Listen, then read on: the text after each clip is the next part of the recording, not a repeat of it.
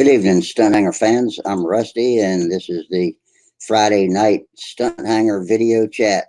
And we'll hang out for a couple of hours and talk about aeromodeling. Today is December the 13th, Friday the 13th, actually. So I hope everybody had good luck today.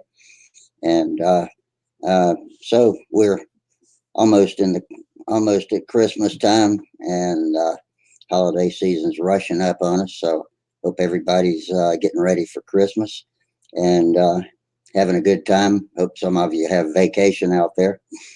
All the links to tonight's show were posted in the usual places, and that is on the Stunt Hanger Control Line forums. And if you go to the At the Bench thread, it's one of the forums underneath the open forum on Stunt Hanger's main forum page. So search for the links in there. If you've got a microphone and a camera, you can come hang out with us live. And if you prefer, you can watch the live stream on YouTube. And if you're on YouTube, you've got a a text chat box that you can use to talk to us.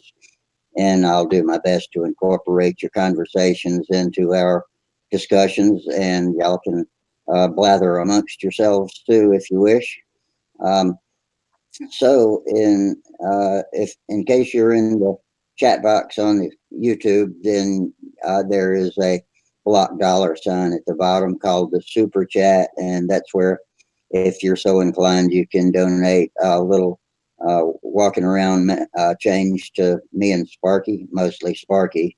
That's for server fees and everything it takes to bring the show to you, to bring the forums to you, and all of the live video feeds he does from contests and events in his workshop. So if you want to help us out, we'd appreciate that. A little bit of that comes to my hobby budget sometimes too, so I appreciate that. That's my favorite part. And remember, we're keeping this family room friendly. Try not to cuss too much in case there are young kids watching. And for the moment, we're restricting putting your children on the show, and not my call. I don't know if it's necessary or not, but we're erring on the side of caution in the light of the new COPPA laws. So please be patient with us, and we'll see how that shakes out. And do have plans in the background in case that turns out to be the way it is, and we'll move if we have to. So we want kids. I mean, we want kids to play and have fun and learn in this hobby. It's a huge learning experience about mechanics and building and lots of stuff besides sitting inside playing video games too. So um, that is our goal, is to educate everybody about control line and RC, whatever kind of aero modeling you like to do.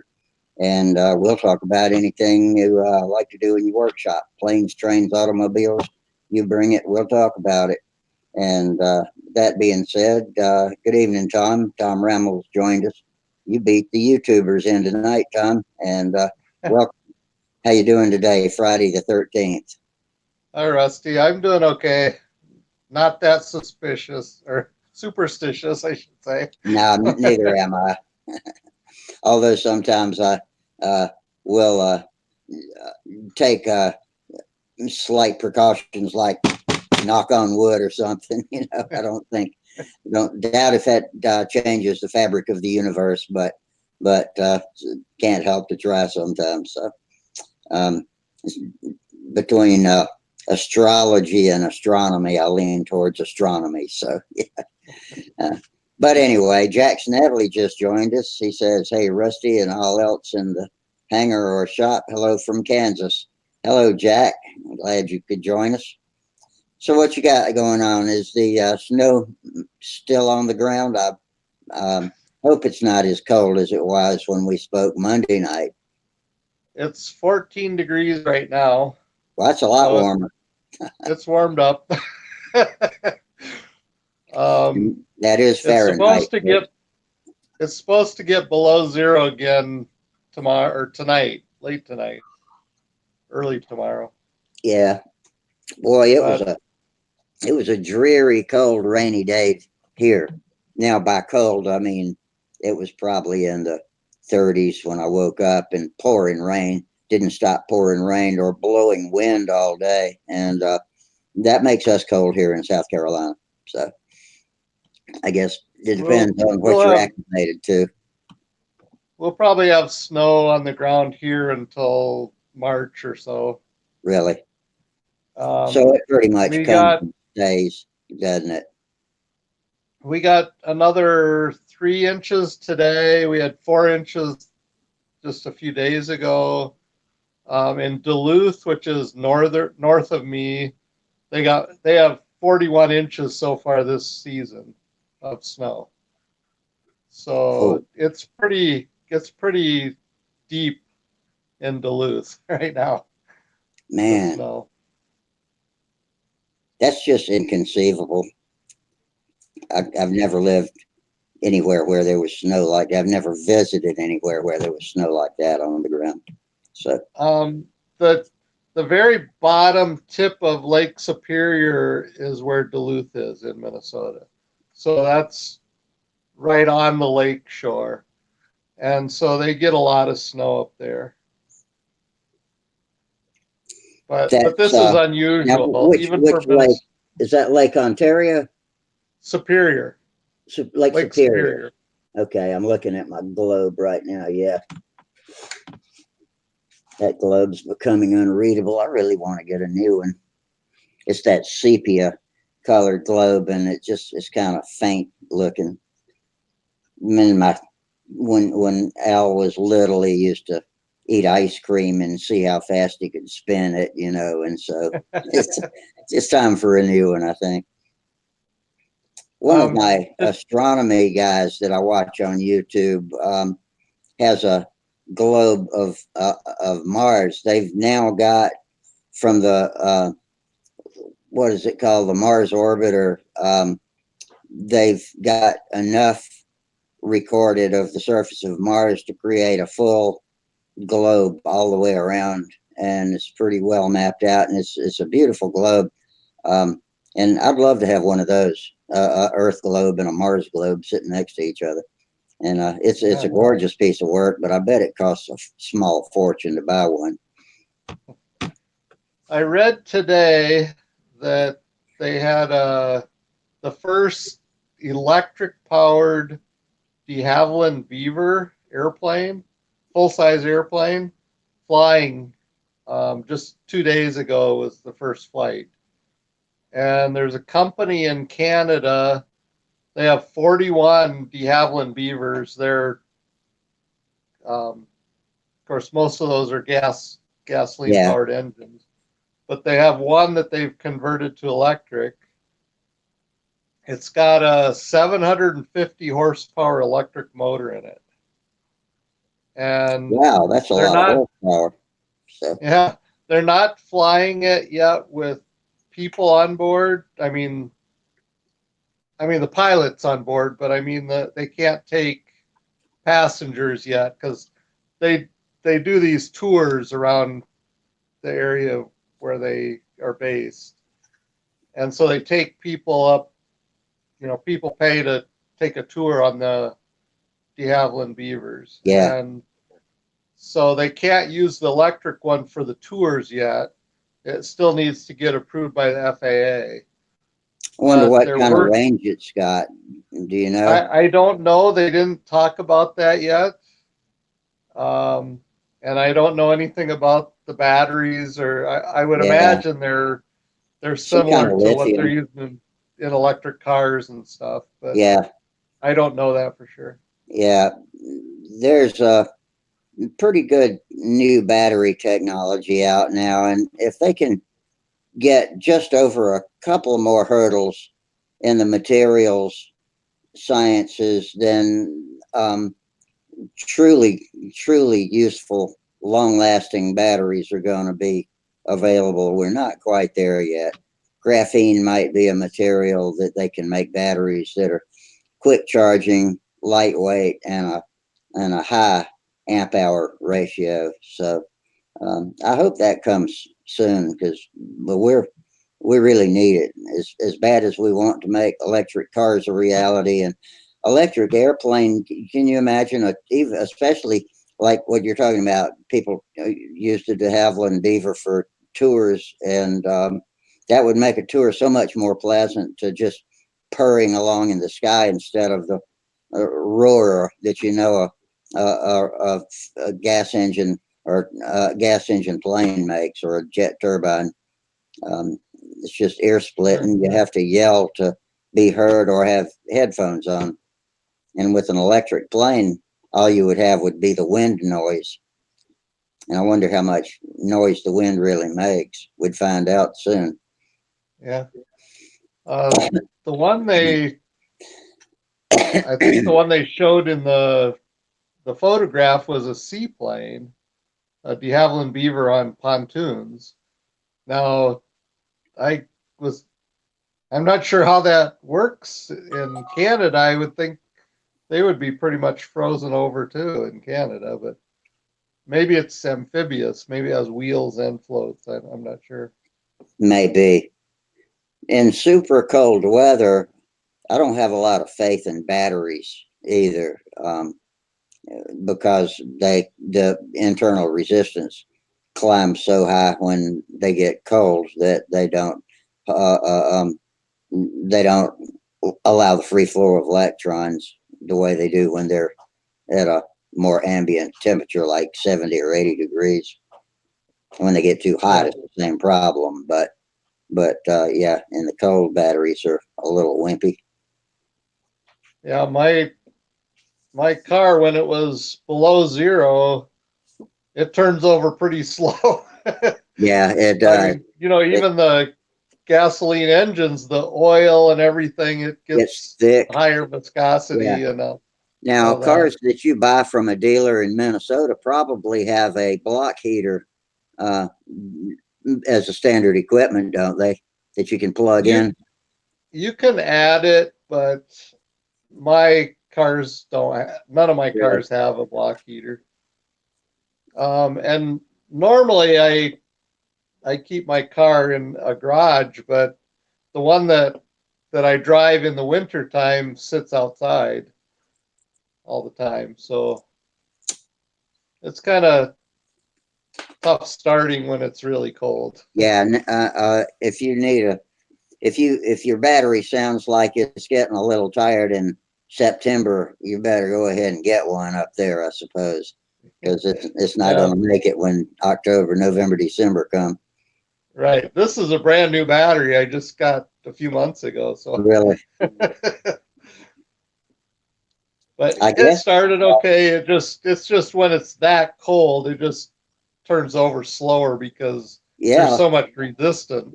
said, yeah, the internal resistance and the electrons don't flow as well through the conductors.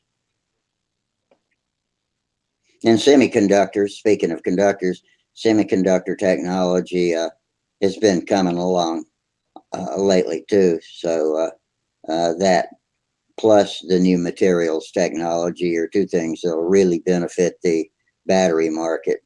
It's, I foresee um, something, a device the size and power consumption of a cell phone, maybe in another 10 or 15 years, being able to have a power pack that lasts more than a year, maybe 5 years. I don't know. So be nice. I'm just wild guessing there. But yeah, that would be my hope that they can get that far. We just had a Christmas party at the Buffalo airport tonight, and I just got back in time to start your show here. Uh, I So, was a little late getting started too, but I finally got in. And I fixed the problem where everybody that logs in is given moderator privileges. I didn't oh, actually fix it. Jitsi fixed it because I joined the Jitsi forums, the Jitsi community, help community, and one of the experts that works for Jitsi with me about it. I gave him a link to one of the shows where it was doing that, and he said he'd fixed it. It was a mistake in their deployment, which whatever, I guess their latest update to Jitsi had a bug in it, and nobody else had reported it. They didn't know about it. So he thanked me Wow. for letting them know about it. I didn't like that either. It's not that I don't trust any of you guys, but any of you could accidentally eject anybody else, including me, who is supposed to be the sole moderator. And so it's good. It's good that we don't have 9 moderators in here at the same time. Right. Well, that's good that it's figured out now. Yeah, but God, I hope the rain clears up this weekend. I think it's supposed to rain on into the mid morning hours tomorrow, and then clear up because I'd like to get out and about and do some things. I'm getting to where I can get around really well. I had yesterday really um, was the first really normal day I've had in a couple of years where I was able to get out and go to an appointment and then go knock around about 3 stores, pushing a cart around. I went to Tractor Supply, which is sort of like Harbor Freight, but not, and it was more like if Harbor Freight and Lowe's had a baby, it would be Tractor Supply, I suppose. Are you familiar with that company? Do y'all have that up there? We have a few of those. I think in Hutchinson there's one, which is not too far away from me, about maybe 30 miles away. Yeah, but I went to I've about heard of them. stores, So, 3 stores, and knocked around in the yard, and then cook. I fried fish for supper, and so we had a good old fashioned fish fry for supper, and called it a day. So yeah, it's been a long time since I've been able to just do that without forcing it and getting exhausted. So I'm making some good progress all of a sudden now, and I can yep. finally swing my leg up, get in the car like a normal person rather than try to get it because I got a high car. My Santa Fe's pretty tall, and try to get your butt on the seat and wiggle your way in and turn around and get your foot stuck in the corner of the door. I'm not having to do that anymore. So I can get in the car like a normal person now. So hey, all of my functions are coming back. So I'm happy. Well, that's great. I'm really glad to hear that, Rusty. I'm, Yeah, I'm man. glad you're progressing. Yes, this is the farthest that I have ever progressed since all of these surgeries started in, well, October, what, 2017 is when I busted the first hip. And so it's been since then, since I've had a normal day, so to speak. And I was a lot limpier back then before it busted, too. So, yeah, that's it.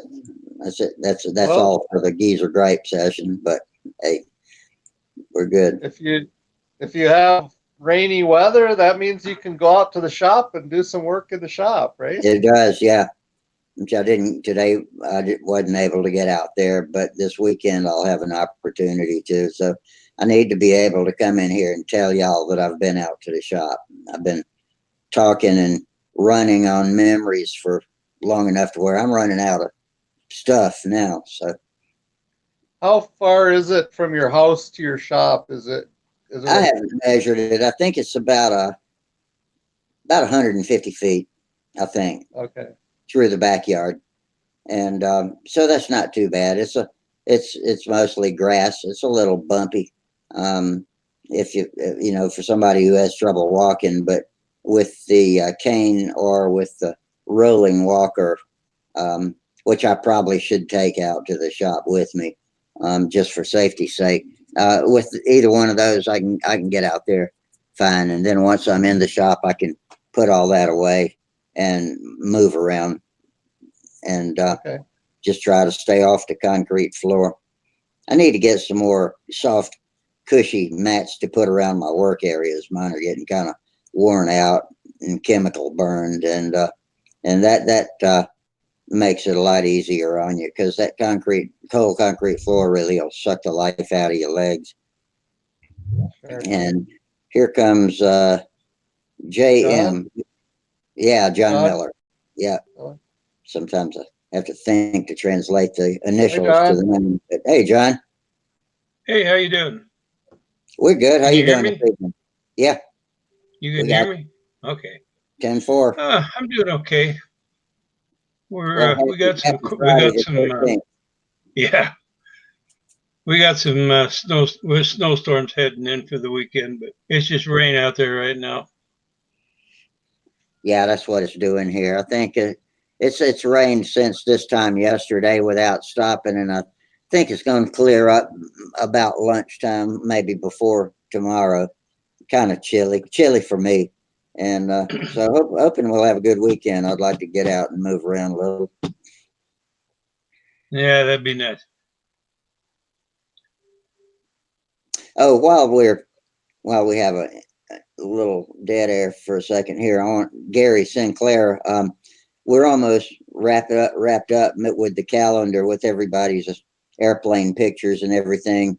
If you are listening and you've got one, go ahead and send it to one of us, and if we got a place for it, we'll put it in.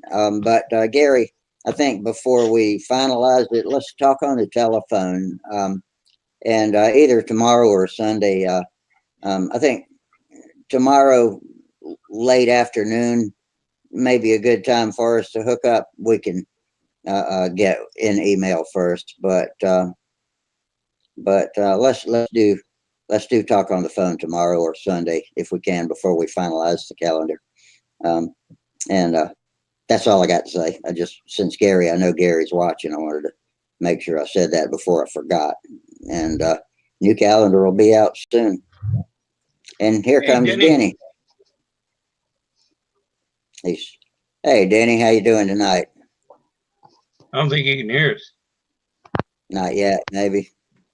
Can you hear us, Denny? Hey, Denny.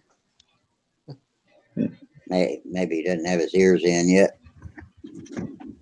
All right, there we go. Now I can hear There you. we go. Hello, everybody. Hello, good Hey, how evening. you And doing? happy Friday the 13th. Boy, you ain't kidding. It's living up to it so Uh-oh. far. Yeah, so far I tried getting on. I was late anyway, and I tried getting on, and my Wi-Fi has been giving me some fits the last few days, and sure enough, it wouldn't come on. So I am hardwired in right now. It's the only way I Uh, could get on board. have And then I you had have you turned your router off and turned it back on? I've tried that on the PC, and I haven't tried it on the router yet. But I don't know what else. Routers definitely need rebooting once in a while because they do go a little crazy sometimes. Yeah, I was going to try the rusty suggestion there. I just get my hands around it and choke that data out Okay. of it. Yeah, I'm not taking no from any dang machine. Yeah, that's that's it. it. That's it. Don't let that computers keep that stuff. Choke it out of it. Yeah, Show it who's boss. Yeah, show it who's boss. that's it. That's it. Otherwise, you treat these things like machines, they will own you. So Well, that's that's whether you're working on a car or anything, man. You show it who's boss. That's the only that's way to it. get the job done. Absolutely. So I was part of my job when I was in the office machines business was to talk to technicians first on the phone when they were having a problem they couldn't fix for whatever reason, um, and I would have the technicians, especially the new ones. I can't figure this. I can't figure out how to do this, or I can't figure how this is supposed to be done, and a lot of things you just do it. mhm. Just figure it out. Yeah, Don't. that's it. Well, most of the time, that's a darn good approach. You just kind of waddle around and do this. Tried this. I tried that, and Yeah, sooner or later, you hit the right buttons. So yeah. And I'd tell them something like, "Well, it's probably the motor driver's either got a bad connection or it needs to be swapped out." No, it's not that. Okay, don't do it then. Call me later when you need me. yeah, So, that's it. That's it. I miss the old days when you fixed the TV by whacking it upside the box, and yeah, if that didn't work, I could just replace tubes until it started working. Yeah, that's it. That's it. So, And it only worked if your name was Fonz. If your yeah, na- That's Fonzarelli, what we right? used to call them. We used to call those guys tube jockeys. And they weren't really educated on how TVs work, but they could swap tubes. And Yeah. new, new tubes will sometimes be a band-aid to cover up a problem where you've Hmm. got a resistor gone high or low or something like that, or a capacitor breaking down. Hmm. Remember when they had those big tube testers in the supermarket? I used to work You'd on go in those there and things. test your tubes. Yeah, I worked at a battery warehouse, a Sylvania battery warehouse, and we'd have to get those things in and fix them sometimes. I think I still have my tube tester Oh, Oh, really? do in my shop. Did you have a big console model? No, I just had a portable one. A portable one that had a handle, and you opened it and plug it in, and had the sockets and Yeah, that's the pretty knob. handy.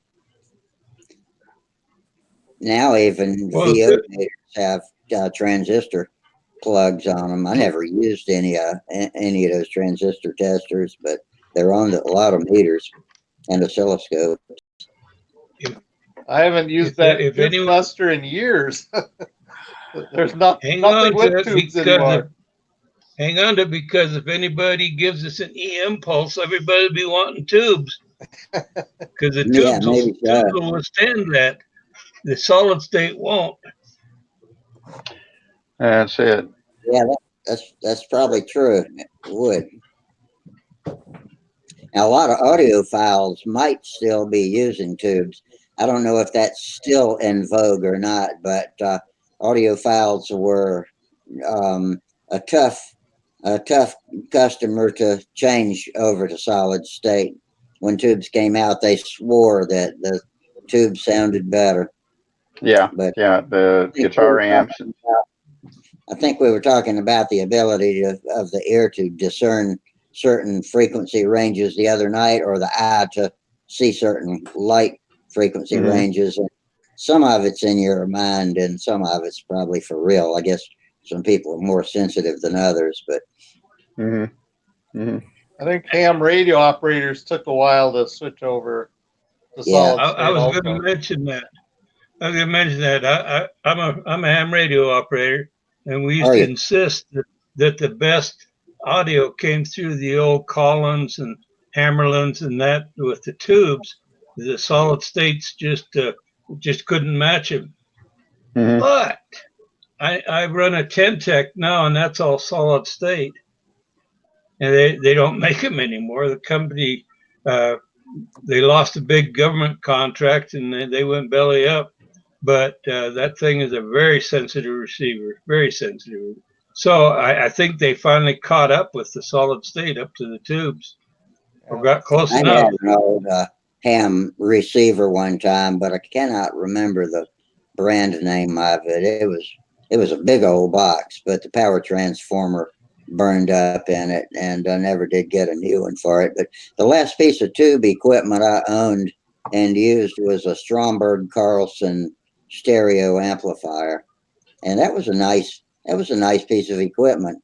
Lots of knobs and switches, and a buzz here and there you'd have to thump it to get rid of, but it worked really well and it sounded good too. Yeah, if you can see that red tail vector there, it's leaning up against the old Zenith radio with all kinds of Oh, tubes is it? in it. Oh, I didn't know that's what that was back there. Yeah. Okay. It all works except for the tuning. It was like a rubber band with thread wrapped, and that Yeah. broke.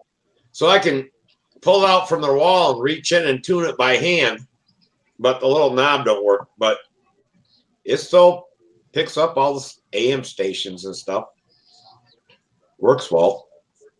They didn't have FM back in the day when that was made, did they? Nope. I don't think so. It has shortwave on it and all kinds of shit. Yeah. Different buttons you can push. With shortwave amplitude modulated. It was was for many years, and then they came out with first double sideband, if I remember correctly, and then they came out with either upper or lower sideband, and that gave them more, basically compressed their signal, gave them a little more punch and a little more discernibility, and allowed them to work stations closer together. Because on AM, if you got, they usually had a wide power band when they transmitted, might be 3 kilohertz, could be up if they were off tuned a bit. They could be up to as much as 14 kilohertz. So one of those guys gets on there, you got maybe 50 kilohertz of bandwidth you can use, and you got four of those guys using half of it with just their one radio. So that's why sideband caught on so much. Is that the same thing as single sideband that they did to That's it. CBs? CBs Yep. went from 23 to 40. Yeah, the single sideband. They try to tell you in the CBs. They try to tell you that now you got a 23 AM and you got 23 upper sideband and 23 lower sideband, and so giving you a total of like 68, 69 channels, Yeah. and that's hogwash. I remember when I was a kid, the house I grew up in, the big AM station, Wood Radio, was a couple miles from the house. When you got within a mile, your damn stereo didn't pick up nothing but Wood Radio on AM. It just, Yeah, it was so strong. It just, every station was Wood Radio. yeah, I have heard CB radio come through my stereo loudspeakers before, and yeah. I don't remember if the power head amplifier was turned on or not, but I could hear it through the speakers. I could hear people out on the road talking, Damn. and What the problem is, Rusty, is uh, a lot of the manufacturers of equipment, receiving equipment, that to keep the price down, didn't put the suppressors in it. There's in like I used to at one time when I was on CB, I had a fellow that claimed that I'd knocked his TV out even when I just turned my radio on. Not when I talked, when I just turned it on. Well, it turned out that his TV did not have a little. There's a little capacitor that has to be in there. Didn't mhm. have that. Plus, we lived far enough away. He had three. What do you call them when they amplifiers, three amplifiers in a row, one amplifying the next one and the Millennia. next one. Yeah, yeah, it was kind of like that, but it was on his TV, and so what happened with my CB when you turn it on? You know that little hum you hear sometimes with some of the older Yeah. ones. Yeah, Well, that's part of a oscillator that sets your channel, or sets where you're at, you receive, your transmit and receive, and it doesn't put out but like as far as watts, probably 1/1000th of a watt. You know, I mean, it's just yeah, it's almost negligible. But with him, I didn't have talk on it. I just turned it on, and his amplifiers on that TV would amplify that signal up and wipe him out on especially on channel 2. yeah. And so That's he'd right. get They mad at did me. have. I do Say remember what? there were three amplifier stages. There was a preamp, and I don't remember what you call the middle and final stages though. But Yeah, yeah. It, every once in a while, as a ham radio operator, I'd have somebody come over and tell me I was interfering with their equipment, and they wanted me to spend money to fix their equipment. And of course, the FCC says no. If my equipment is running according to what I'm allowed to run, if I've got if everything's tuned properly and I'm not putting on any spurious emissions, I don't have to worry about it. They got to go down and buy that capacitor themselves and put it in their equipment. They expressly said, you do not put it in there, because if something happens and you put it in there and something happens, they'll be taking you to court and want you to buy them a new TV.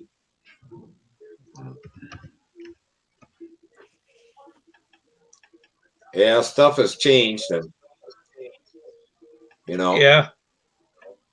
Yeah, well, and the CBs they're not dead, but they're all but. They've got some better choices. They can't work skip with it, but they've got some better choices as far as if they want to use it for what it's designed for. I know a lot of truckers have gone and got their ham radio licenses, and they're talking to their buddies on the other side of the country as they drive down the road now. Oh, really? No kidding. Not all of them, but a I was few. Back then, we wondering. didn't have cell phones. We didn't have cell phones back I then know. I know. Cell phone does the job, doesn't it? either. I was wondering what truckers use these days, so I didn't know if they were Well, still using CB or not. I know They're still using CB. Go ahead. a lot of them has that Waze, that app on their phone, and that kind of acts like the old CB deal, where you get on and tell them where the cops were or a back up in traffic and stuff like that. If you got that on your phone, people can punch in where the police are sitting. I'm trying to remember. Oh, I was going to Chicago and turned it on my phone, and it actually told me about a pothole. And sure as Really? shit, that pothole was there. Yeah. There was a fella years ago when CBs were big. Some guy come up with a little transmitter that you could put on the top of your truck there, and it would transmit. It would transmit what the radar. Okay, the radar signal and its return signal. It's off. It's off just a couple of degrees off of the signal they transmit when it bounces. And so they would mimic that. It would mimic that. It would send back, but it would modulate that. So what it came back, if they're doing 80 miles an hour, this is when the speed limit is 55. It'd come back to the transmitter that shot at me, the cops. It'd come back saying 55, and they were having a good time for a while until one of them came into some town and the speed limit was like 25, and he slowed down to 25, but he forgot to turn that off. This is a story I heard. He forgot to turn it off, and he got a ticket for doing 55 miles an hour through that little town. Oops. I didn't know. That's just using a harmonic to mix it and change what they read in the cop car. Yeah, I know Yeah. that you could buy a radar detector that would do that, and then they outlawed that for sending back Yep. because you're broadcasting. Yeah, they ruined all the fun. People used to come up with all kinds of stories about how to cheat a radar detector, but most of them didn't work, like putting aluminum foil on your hubcaps or something like that. Yeah, I've heard that one. That was probably would work with some of the old radar detectors, but these new ones they got, they're pretty tough and they're at a higher frequency, I believe, And than some the of them old use ones laser were. too. I don't think you can fool a laser. Yeah, that's right. Well, It used to be though. I had an old radar detector. Me and a buddy were going to use it as a transmitter for line of sight transmitting by modulating the radar signal. It was at like probably right around 2.6 gigahertz in frequency. Anyway, I sat there one day with it, and I lived on kind of a hill, and the highway came and made a turn and it headed towards me. And then before it got to me, it turned to the left. But I was sitting up on that hill, and so I'd see these guys coming up, and I had it on, not thinking anything, and all of a sudden I'd hear these trucks backing down. They come around that corner, backing down, and whoops. So so that was my first lesson in what not to do with it. The second fun thing I did, I went into town, and it was a Sunday morning, and the choir in the Lutheran church down the road was all singing. So I put the radar detector on the church where the glass is, and it would vibrate the glass, and I got that church going about 65 miles an hour at times. And when the wind blew and the little leaves were there blowing, those little trees would get up to about 10, 15 miles an hour easily. It was fun. A friend of mine got a ticket there, and I tried to go and help him. That didn't work. They didn't care what I said. And I told them, I said, they were using the same radar detector. Put it on the trees when the wind's blowing, see what it's doing. Wait till the choir's singing in the church and see how fast that church goes. No, they didn't want to hear anything about that. I read a Tom Clancy book one time where they were spying on Castro, and one of the good guy spies gave Castro a gift of a little crystal piece of decor that would reflect sunlight and make pretty reflections, and have Castro put it in his window where it would catch the sunlight, and then they were able to listen in on conversations from the vibrations in that crystal from way away and from a hotel room window. Well, that probably is actually done, but I know years back they would just take a laser beam and shoot the laser beam at the window, and the window would be vibrating and it bounced back, and they got all whatever was being said in that room just from doing that. I'm sure they got even better ways now. Me and a friend of mine were messing around when, I don't know, I must have been 15, 16 years old. And the old telephones with the rotary dial, and the handle that hung up on the big silver thing. We're like, I wonder if we can bug the telephone. How they, hear about bugging telephones. So we just got some thermostat wire and hooked up to the receiver, where the thing hung up at, and then wired it to the plug of a mic and stuck it in. It would automate when you lifted the thing up. It would turn the reel on and record anything you said. And it was so. Well, I'm like, holy cow! I can't believe you can do that. But we've seen on TV where they crawl up the pole and they hook two wires up and they listen. And it was really true. It was that easy. That it was. We got Bob joining the show right now with mic is on and cameras turned off. Bob, can you hear us? Yeah, can you hear me? Yep. I can. How can I turn this camera on? I keep hitting the stop camera button. It won't go on. Let me see if I can do anything from this end. Participate has stopped the camera. And I don't see anything I can do from this end. Maybe if you go to your settings in Jitsi, the three dots at the bottom right, and click the little settings gear, there is a way to change. There's a way to change what microphone and camera the computer uses, and you should be given a drop-down menu of choices. It says manage video quality, view full screen, stop live screen, start recording, share a YouTube video, open shared document, blur my background. Settings, want to go to settings? Yeah, it'll bring up your camera, your microphone, and click on devices. Hang on, Steve. Yeah, click on settings, Bob. Yeah, I'm there. Mine up to see what I see too, so we can both be looking at the same thing. Yeah, the first screen you see after you click settings, it's on devices, and you've got camera, microphone, and audio output. So I said they're not granted, but hitting this and it won't let me.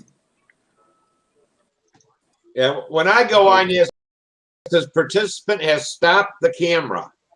Yeah, Bob, are you getting when you click settings? Are you getting? Do you see the devices listed? Are you seeing that right now? Okay, settings, devices. Yeah, but it says camera and microphone, and that says permission not granted. I hit that and it won't go on.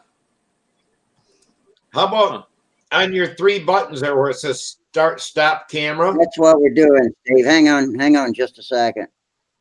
That's where we are, right? He's where we need to be right now.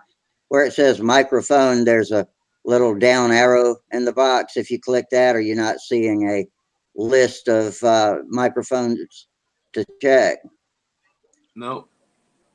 It says none, and camera it says permission not granted. I mean cameras, not microphones. I'm sorry. Okay, and then on the bottom of your main screen, get out of the settings for just a moment. Just go back to your main screen. You got three symbols in the one that looks like a microphone, one that looks like a telephone, one that looks like a camera. Yep. Oh yeah, All right. that's right. You try to start stop camera there. Does that have any effect on it? Nope. All right. Yeah, that's what I was talking about. Because I can test mine just like that, and then I'm gone. And I click it again, and I'm back. Mm-hmm. Huh. Yeah, there he is. Huh?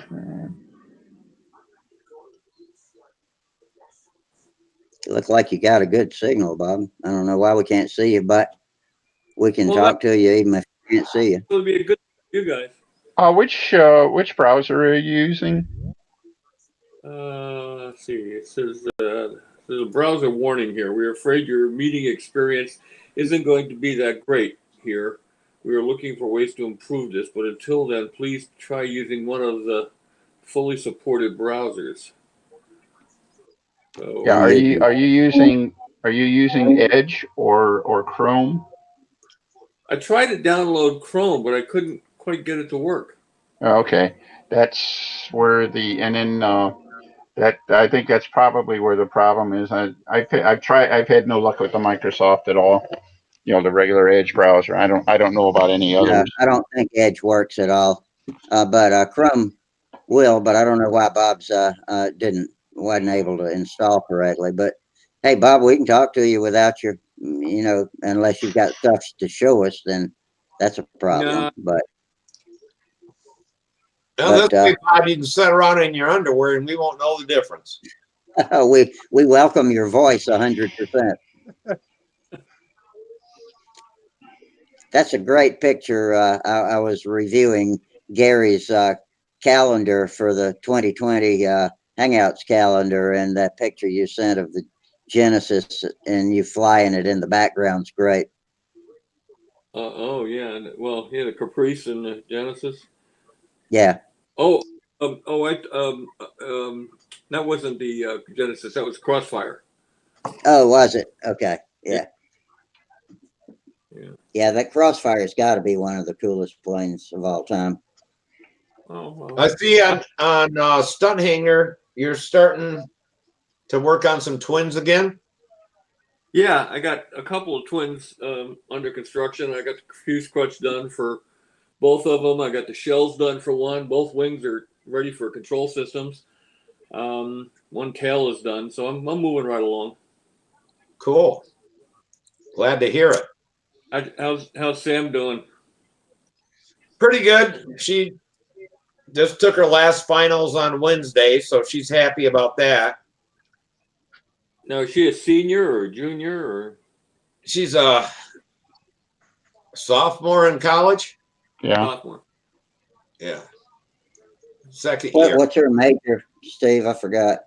Accounting. Oh, yeah. Okay. So Yeah. accounting's got a lot of different directions you can take. That's good. Yeah. What's that, Bob? She should be able to do tabulating pretty well then. First there is one boy, now there are two boys. Hey, Sparky. Hey, what's up? You remember that movie? Not much. You remember that movie? What's that? You remember that movie? What movie's that? First there is one boy, now there are two boys. You don't remember that? Matthew Broderick with the gangster. You know, they had a lizard that they were going to eat or whatever. Oh yeah. That scam. Yeah, I can't remember the name of it. Yeah, I remember that now. Just thought I'd come on and announce tomorrow at noon, live stream at John's. They're going to be giving away the Vector kit Cool. live on on YouTube. I'll do the drawing so you guys know it's all fair. Oh yeah. Hey, how does anyone know how you reset your password in Google? What do you mean preset? I tried to do last weekend. I tried like 6 times to send money on a super chat, and it kept coming up that I had to enter a password into Google to do it. And I could not figure out. Every time I put in the password, they said it was wrong. I tried to. It's the same as your Gmail password. It's the same as your Gmail password. That's the one I used, but it wouldn't let me reset it. It might have been your PayPal password because it's a PayPal deal. Well, first I tried to do it through Google, and I couldn't do that. So then I figured out, hey, there's a PayPal. So I did my PayPal password. It all went, then it kicked me to Google, wanted my Google password, and wouldn't let me in again. Well, you go up to the top right, and there's a icon up there. Not the right by the dots. Go to the icon. I don't know what you got. I got a picture of an airplane up there. And click on that, and it'll take you to the Google homepage. And just follow the prompts: accounts, security, password. Oh, okay. Because I tried to get into Google to figure out how to do it, and I couldn't do that. I missed most of the damn streaming because I was over trying to get that damn thing to work. And yeah, you can just file for a lost password. You guys were off. I don't even know. I thought you were going to lunch or something, and you were coming back, and I never got a second when you came back or anything. Because we didn't. Oh, Steve, let me tell you this about passwords in Google. If you have set, when you first set up your Google Gmail address and everything, you gave them a backup email, like, I don't know, AOL.com or something like that, in case this happens. And so if you click the lost password link, you can have them send you a link to reset your password at that backup address. I shut my backup one down, and so now I can't get it for email on yeah. Well, the other thing is that I tried to do that with the backup email. So I went in and said I lost my password. So they said they gave me a 6-digit number. I put that in, and they said put in a new password. So I put the password in that I can remember. And they said, we're sorry, you can't use that. You can't use the old password. And I'm like, you son of a bitches, you told me the old one didn't work. So if you knew it was the old one, why didn't you let me in? And I mean, it just had me locked out of the damn thing. So I made up a new password. I wrote it down someplace. Now I'm going to have to find it because I can't remember what I come up with. You got any 12-year-old kids around there? No, Samantha moved out, so. She's not 12 anymore. Yeah, but she can still remember every password that I had. I mean, it's like Bob dropped off on. With this old router, when I got the new TV, I had to hook it up to the router. I couldn't remember the password. This damn thing's 8 years old, and I called her up and said, do you remember that password? Oh, yeah. Admin. And if that doesn't work, there's a little hole in the back. Take a paper clip, poke it in there, and that resets it. And your password will be admin. Username admin, password admin. Oh, okay. Looks like Bob dropped out on us. He's mad at me. Denny, what was the question we had if Bob ever showed up here? I can't remember what it was. What color green you wanted on our plane for the hangar? No, we were talking, and I said, yeah, well, if Bob ever shows up, he can answer that for us. Yeah. Well, Hey, I Santa hope Claus. he comes back. I hope he comes Santa back. Claus didn't have to remember this stuff. He's got a list. Oh.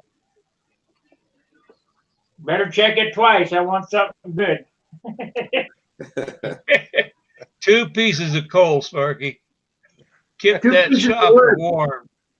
2 pieces of wood, 3/8 would be good. Light. 3/8 by 3 or by 4 and what, 36 and 48 inches long. Whatever you got, as long as it's 4 pounds. You ain't asking for much. No, are they still making 4 pound? I'll send you a piece that weighs 4 pounds. All right. I don't think that's quite what you were looking for, but that's about the only kind I've been able to find lately. What is the piece that weighs 4 pounds? 1 piece of 16? Yeah. That's about it. That is about it. Well, I still Made got out of New Hampshire walnut. Oh well. I just go by whenever I see a wind turbine. There's about 500 of them there just over the state line. I go by and I just shed a cheer. All that balsa wood spinning in the breeze. But I hear they're not even Bob Giovini. Go ahead. Those propellers aren't balsa wood, are they? Yep. Yeah. Inside. Yeah, they're basically balsa with fiberglass skins or something like that. But that's why balsa is getting crazy, getting scarce and expensive and everything like that, because it's all going into the turbines. I guess when they burn up the last of the forest, there'll be no more turbines. So did you see that? Well, luckily, balsa trees are basically weeds, aren't they? So maybe they'll come back on their own. Yeah. Well, they grow fast and everything like that, but they're just using up all the forest. So. Did you know that balsa is a hardwood? Yep. Yeah. Well, Bob Gialdini once told me how he got his balsa when he was younger, and when he's like building the Olympic and things like that.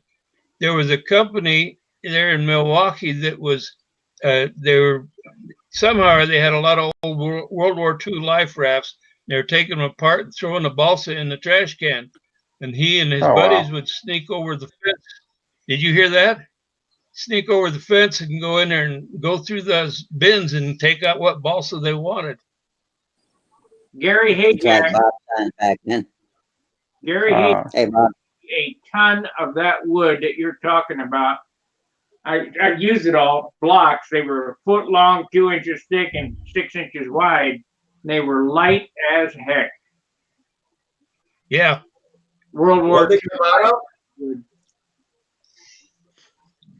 What'd they come out of, Sparky? Life rafts. Flotation. Oh, okay. I heard that Sterling got a lot of their wood that was rejected from a life raft manufacturer nearby where they were. I've since used it all up, but it was good while it lasted. Did you see there that in Boston, they're putting up these new turbines that the blades are 3 times longer than what they got now? And then that's going to be some kind of massive. They were showing it. I was like, how in the hell are they going to bring it down the road? I mean, now around here, I see them all the time. They got these trucks with a steerable rear end bringing these blades down. I can't imagine one 3 times longer. How they make it. Well, they could be in sections that are doweled together or something, or dovetailed together. Have you seen the windmills that look like egg beaters? Yeah. Yeah. Like that. I don't have to spin them to face the wind. The darn egg beaters will take the wind from whatever direction it comes. Well, we got a guy a couple miles over. He, them blue barrels, plastic blue barrels. He cut them in half and he's got them stuck on something, and then a pole up the top of his garage, and then that damn thing's always going around. So it must have been some kind of homemade windmill he's making, but it's always spinning. Well, I'll see you guys later. I'll be on tomorrow. All right. Okay, Maybe. Sparky. Good to see you, Sparky. You take care. See you. Take care, Sparky. Looks Well, like I wish Bob I could came remember back the in and question out a we had. couple of times, but hadn't been able to hook up and stay. Yeah. I like to Remote have my own question. windmill. Just have it out there just generating power. Mm-hmm. Well, I figure, like if you had an electric car and you had a windmill there to charge it, they said it would take like a week, to charge your car. But if it gave you half the electric and you didn't have to buy it, that'd be like someone coming over and filling up your truck, putting half a tank of gas in it. That'd be a good deal. It may not be all of it, but Yeah.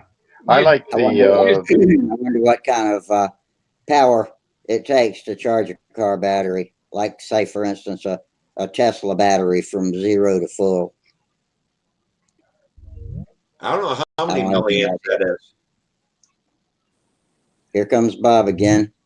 And I'm still trying to figure this out. Bob must be Hi, Bob. testing. Yeah. Glad to have you back. Hope you can hang in. We don't mind if you don't have your camera. Well, I'm just trying to figure out how. Hey, I'm going to drop out and I'm going to try to get in under the Microsoft and see if I can do it. Okay. I'll be back if I can. I'll be back in a minute. Okay. So that's news to me. I did not know that balsa wood is what they use to build turbine blades. Mm-hmm. That's why it's getting so rare. Yep.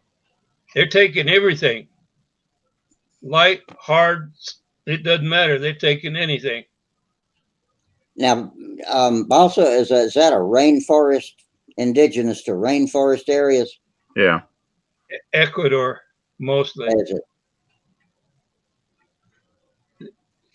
And Yeah, like but I did hear that there was a life preserver factory near where Sterling used to be located, and that Sterling would take their heavy wood that the life preserver factory rejected and make model planes out of them. That would explain a lot. That would, yeah. I remember when I was building my Yak 9, it had a lead edge spar you could have beat somebody to death with if you had to. Mm-hmm. That's exactly right. that Yak 9 was a good airplane, but it had positive incidents on the wing compared to the stab and elevator, and it was the thrust line would go straight, so it was like it had about 4 degrees or 5 degrees of down thrust if you build it, some of them straight out of the kit. I built one to fly it all the time. It didn't do anything inside, it didn't do anything, but boy, it couldn't do outside hardly at all because it had that incidence in the wing. I found out later from Bob Whiteley and others that they build a new fuselage and line things up with it. I guess that's what comes from being a more experienced modeler. Nothing fit quite right on my Yak kit. Mm-hmm. And including the wing and the root. In fact, I made a new fuselage for it out of a little bit better balsa because the original one was too warped, and so I got it to go in pretty straight. And it flies okay, but it no way I can fly a round circle with it. It's twitchy and out of shape. And it's a sport. It's a fun sport plane to fly. I mean, you can do figure eights and loops and everything. You can't do you can't do a 30-point. You can't do a 30-point stunt with it. I can. When I was a 16-year-old, that's what I used to learn the pattern. And the one I had would do the full pattern, as good as a 16-year-old that didn't have a mentor or anybody there to help him could do it. I've done full pattern with mine too. It was pretty ugly, but I flew pretty ugly patterns the last time I was flying that Yak anyway. So it might have been a lot me and some the airplane, but it's just twitchy. It's like flying an oversized half A plane. It was. Well, you know, Walter Umland had me draw the plans for his Sterling Spitfire that he put out, and we got that, and I got working on that, and it was so off. The kit was so off with its wing incidents and tail incidents, and I mean, it was terrible. A lot of people said they looked pretty, but they didn't fly very good. And then you got the guys, a good builder said, "Oh, I built one and it flew real good." You know, I know what they're doing. They're checking out their instances, straightening them out before they finish the airplane. I'm gonna look at mine yeah. I'm gonna look at mine next time I go out to the shop and see just how it's lined up, if it's straight with the stabilizer and the engine. Well, when I got done with the plans that I drew up for Walter, that plane was dead on the plans. So I hope that well, I know as accurate as he is on cutting a kit, that the guys that got that Spitfire kit from him have got a good airplane. They if they build it, and build it carefully, it'll be perfect. It'll be right on. Yeah. I've got the Sterling Mustang still in the box that I want to build, and I wonder, is it a low winger? It's probably just about the same as the Yak with the different shapes, isn't it? Yeah, the wing isn't quite as low. The wing's just a little bit higher. You know, not a lot. It's still a low wing. But yeah, you're right. All the big pieces, basically, I think the wing is the same except for the tips, and it's the basic layout is all the same. I think those two were designed to go head to head in slow combat originally. They were. The Spitfire, the bottom of the wing it has no fuselage around it. It comes in and the bottom of the wing is there. I mean, the little radiator scoop is down there, but it doesn't hold much. Yeah, it doesn't hold much. In fact, on the Yak, I added a strip to go extend all the way to the front too, and because I didn't feel safe. I wonder what if somebody put some dihedral in those planes, the Yak and the Mustang, if that wouldn't help a little bit with their flying characteristics, because they gotta be really the lead outs have got to be really low compared to the vertical CG. Yeah, you know what? I hadn't thought of that. And when I think of dihedral, that's not an advantage I had thought of, but that's kind of a no-brainer now that you mention it. That it would make the plane more balanced. Mm-hmm. Yeah, I know. Denny knows a lot about. Denny knows a lot about that vertical center of gravity. Well, yeah, I've had some low wingers that worked well and everything like that. But when I did the electric conversion for the Brodak Yak and the Mustang, putting the battery box in where I wanted it basically wiped out any chance of putting in a fuselage landing gear. So part of the electric mod is to put a wing-mounted landing gear. Since I was already modifying the wing, it was let's go that extra step and let's put an inch under each wingtip, and then that the effect it has on just the appearance of the airplanes is stunning. I mean, the Mustang actually looks like a Mustang, and the Yak looks really good too. And so we also said, well, gee, you don't have to make it electric to put a wing-mounted gear and dihedral in it. So we made that kit available separately too to anybody who wanted to try that. Hey! Whoa! Look who's there! No! Look what the cat dragged in. How about all right, Dorian? Hi, little brother. Hey, big brother, how you doing? All right. What a surprise! I had a question for you, Bob, but I can't remember what it was. Who am I speaking with here? We were talking about you a lot, but we can't remember what we said. Hey, glad to have your face here, Bob. Yeah, well, I'm glad to be seen. What did you finally do? I did Chrome and finally figured out how to sign in and everything. Excellent. Excellent. Okay. That's great. Oh, if you go to you need to do your 3-dot thing and make your name. But it's at the top of the list after you click the 3 dots all the way up. It says profile, and you can type Bob. Actually, the funnier the better. Yeah, on your profile, put down world champion. That was about 1 million years ago. Where do we go for that now? At the top? The 3 dots all the way at the top. It says profile. After you click the 3 dots, the menu that pops up all the way at the top of that menu, it says profile. I'm gonna click mine just to make sure I'm telling you right. Profile. Yeah, where it says manage video quality, it's right above that. It's at the very top of that pop-up menu. I think your 3 little dots are down at the bottom right corner. Manage video quality. Yeah. Okay, me. Right above that. Okay, me. Yeah, where it says me, click on that and change your name there. Okay, so I just put Bob in there. I just put me. If that's what you want us to call you. Well, right now you're oh, there you go. Don't backwards or anything. Look at that. Yeah, fantastic. How about it? Oh, it's Bob. All right. Well, glad to have you, Mr. Hunt. Hey, Bob, what happened to Buddy anyway? He had a heart attack. He was a picture of health. He just had a wellness exam. He was in perfect health. His wife asked him to go back and do some honeydews in the bedroom, and she didn't hear him for a while. She walked back there. He was dead on the bed. Oh, wow. Gosh. Mazel tov for doing that quick, but boy. So it must have been something like with the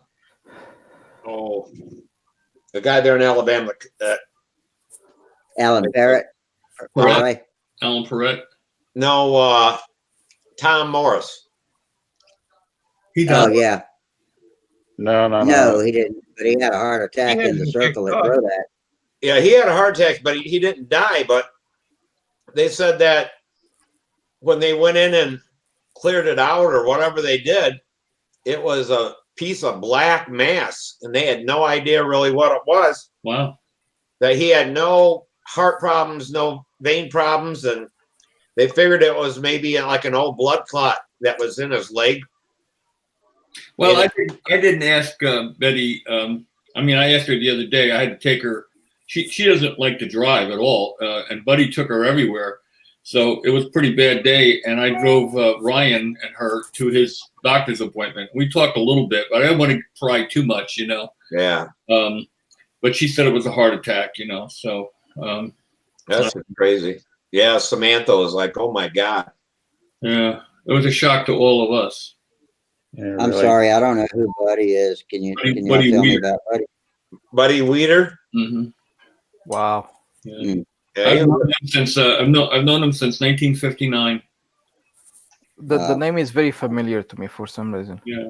Well, he was always at the Nats. He was always at Brodat. Yeah. Mm-hmm. Hung around with John hung around with him, John Ottavio, at these contests and stuff. That's why I was in a Windy crew, right? Yeah, John started him in flying back in the late 50s.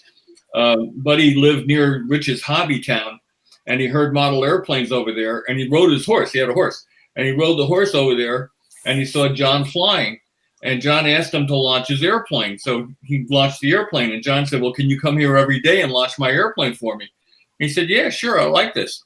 So one day John showed up, and he had built an airplane for Buddy, and he taught him how to fly, and they became lifelong friends. Wow. Mm-hmm. Awesome. Yeah. I talked to his son that time, said that Buddy was at the house eating and being there as much as his brothers and sisters, that Buddy almost lived at his house. He did. They were very close friends. And Larry Scarinzi also, he helped Buddy a lot back in those days too. Yeah. And I watched Buddy fly, stunt competitively when I was on the spectator side of the fence as just a kid, And the thing about Buddy was he was one of the few senior flyers that wasn't stuck up and would talk to all of us peons, just watching. He would come over and treat us like human beings. So That's why I always liked Buddy. You know, he was just a genuine guy. You know. Yeah, it was funny because John made that JD Falcon for Samantha, or redid it and gave it to her, and it was the second one ever made. Well, Buddy had the first one. So every time he seen Samantha, he just hold up one finger because he told her, he goes, "I got number one. I don't care what you got. I got number one." So anytime she was around, he'd just hold up one finger. And she goes, "Shut up." He was a great guy. He really was. I miss him dearly every day. We talked virtually every day. Either he would call me or I'd call him. And, we spent thousands and thousands of hours together. He was down here working on, a lot of weird things are happening here. Yeah. Here's a screenshot. We spent thousands of hours working on airplanes together in my shop and going to contests. And my wives, and we used to go out to dinner together with the whole group of people, all flyers up here, Rich Jacobone and DeTavio and Tommy Hampshire and Frankie Imbriaco. It was like we call ourselves the brothers. The one on the right-hand side there is the one that Samantha has. Really? Wow. Yeah, that's Buddy. When I'm guessing he looks like he's about 15 years old there. And there, of course, John DiOttavio a very long time ago. Georgie Jones, he was at the wake. The guy with the dark, the guy second from the left is George Jones. And he was a good friend of Buddy's, and he was at the wake as well. Mm-hmm. So, and that's Rich Palmer, who owned Rich's Hobby Town, the guy without an airplane. Yeah. So we used to what plane? What Was it plane the is Trio something field? Triorama Field. We used to practice there in the mornings before contests at Union or at Circle Burners. We'd go up and fly there because nobody would be there, and we just walk in and fly. And it was great. You've taken us to the multiverse again. There we go. Yeah, they were back out. What kind of plane was that those guys were holding? They were all the same. JD Falcon. That was designed by John, basically a modified Nobler, but had a distinctive look that John came up with.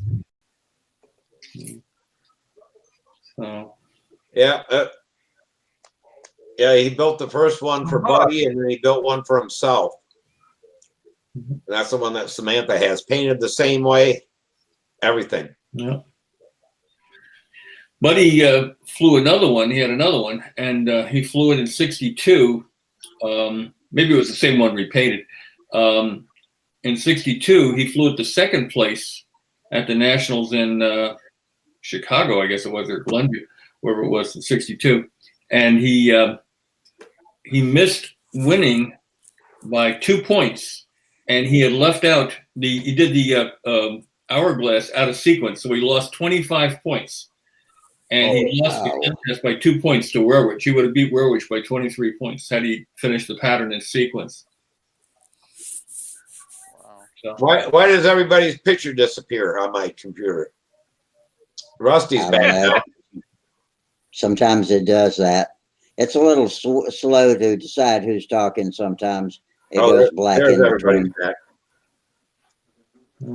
But Bob? Yes. Okay, you probably can't recognize me because of the beard. John Miller, yeah. How you doing? I'm well. How are you? Doing well. Yeah. Still playing around. I'm trying to get over getting electrocuted and all that. I hear you. Getting ready to start building some more. you got electrocuted? Oh yeah. That's why his hair is white like that. How'd you get electrocuted? Well, I told you I was a ham radio operator, right? Yeah. And I was putting a new antenna up on top of the roof. Can you see it coming? Oh, And there was a line that came from the transformer to the house. And I had to get the antenna kind of close to that. I was putting it up. A little gust of wind caught me. And I saw it hit there. And then that was the last thing I saw till I fell off the roof. Wow. Oh, But it was fun while it lasted. Do you remember falling off the roof?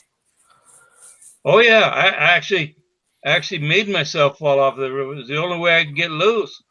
So I was able to move my hip, and I threw it as hard as I could to the left, so I'd fall off the roof, because I couldn't let go, or I couldn't see anything or anything, and couldn't feel anything by then. It burned out all my nerve endings. And that's why they've been slowly growing back, but my fingers, if you see like that, they're like, see how they're bent? Yeah.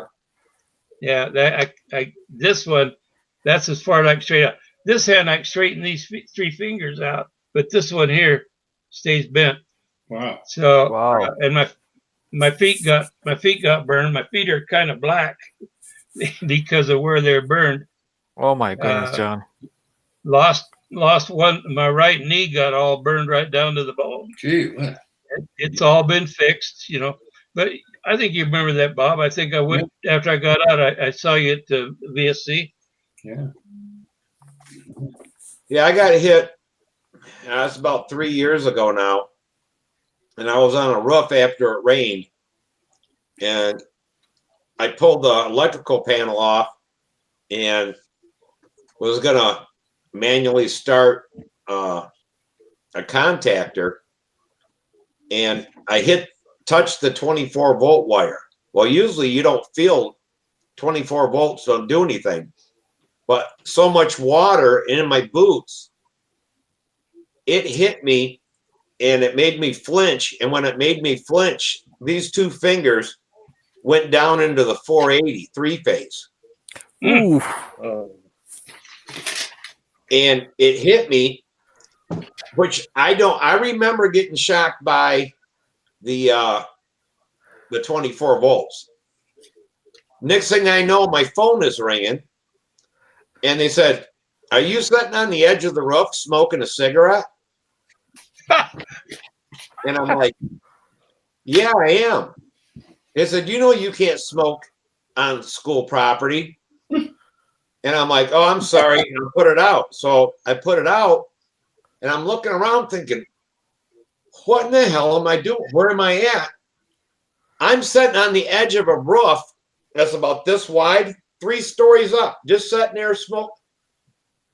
After I got shot, I lost, I don't know how many minutes I lost or whatever, but my cigarette was just about smoked down to nothing. Wow. But electricity's pretty tough. It burnt my fingernails back and all that kind of stuff.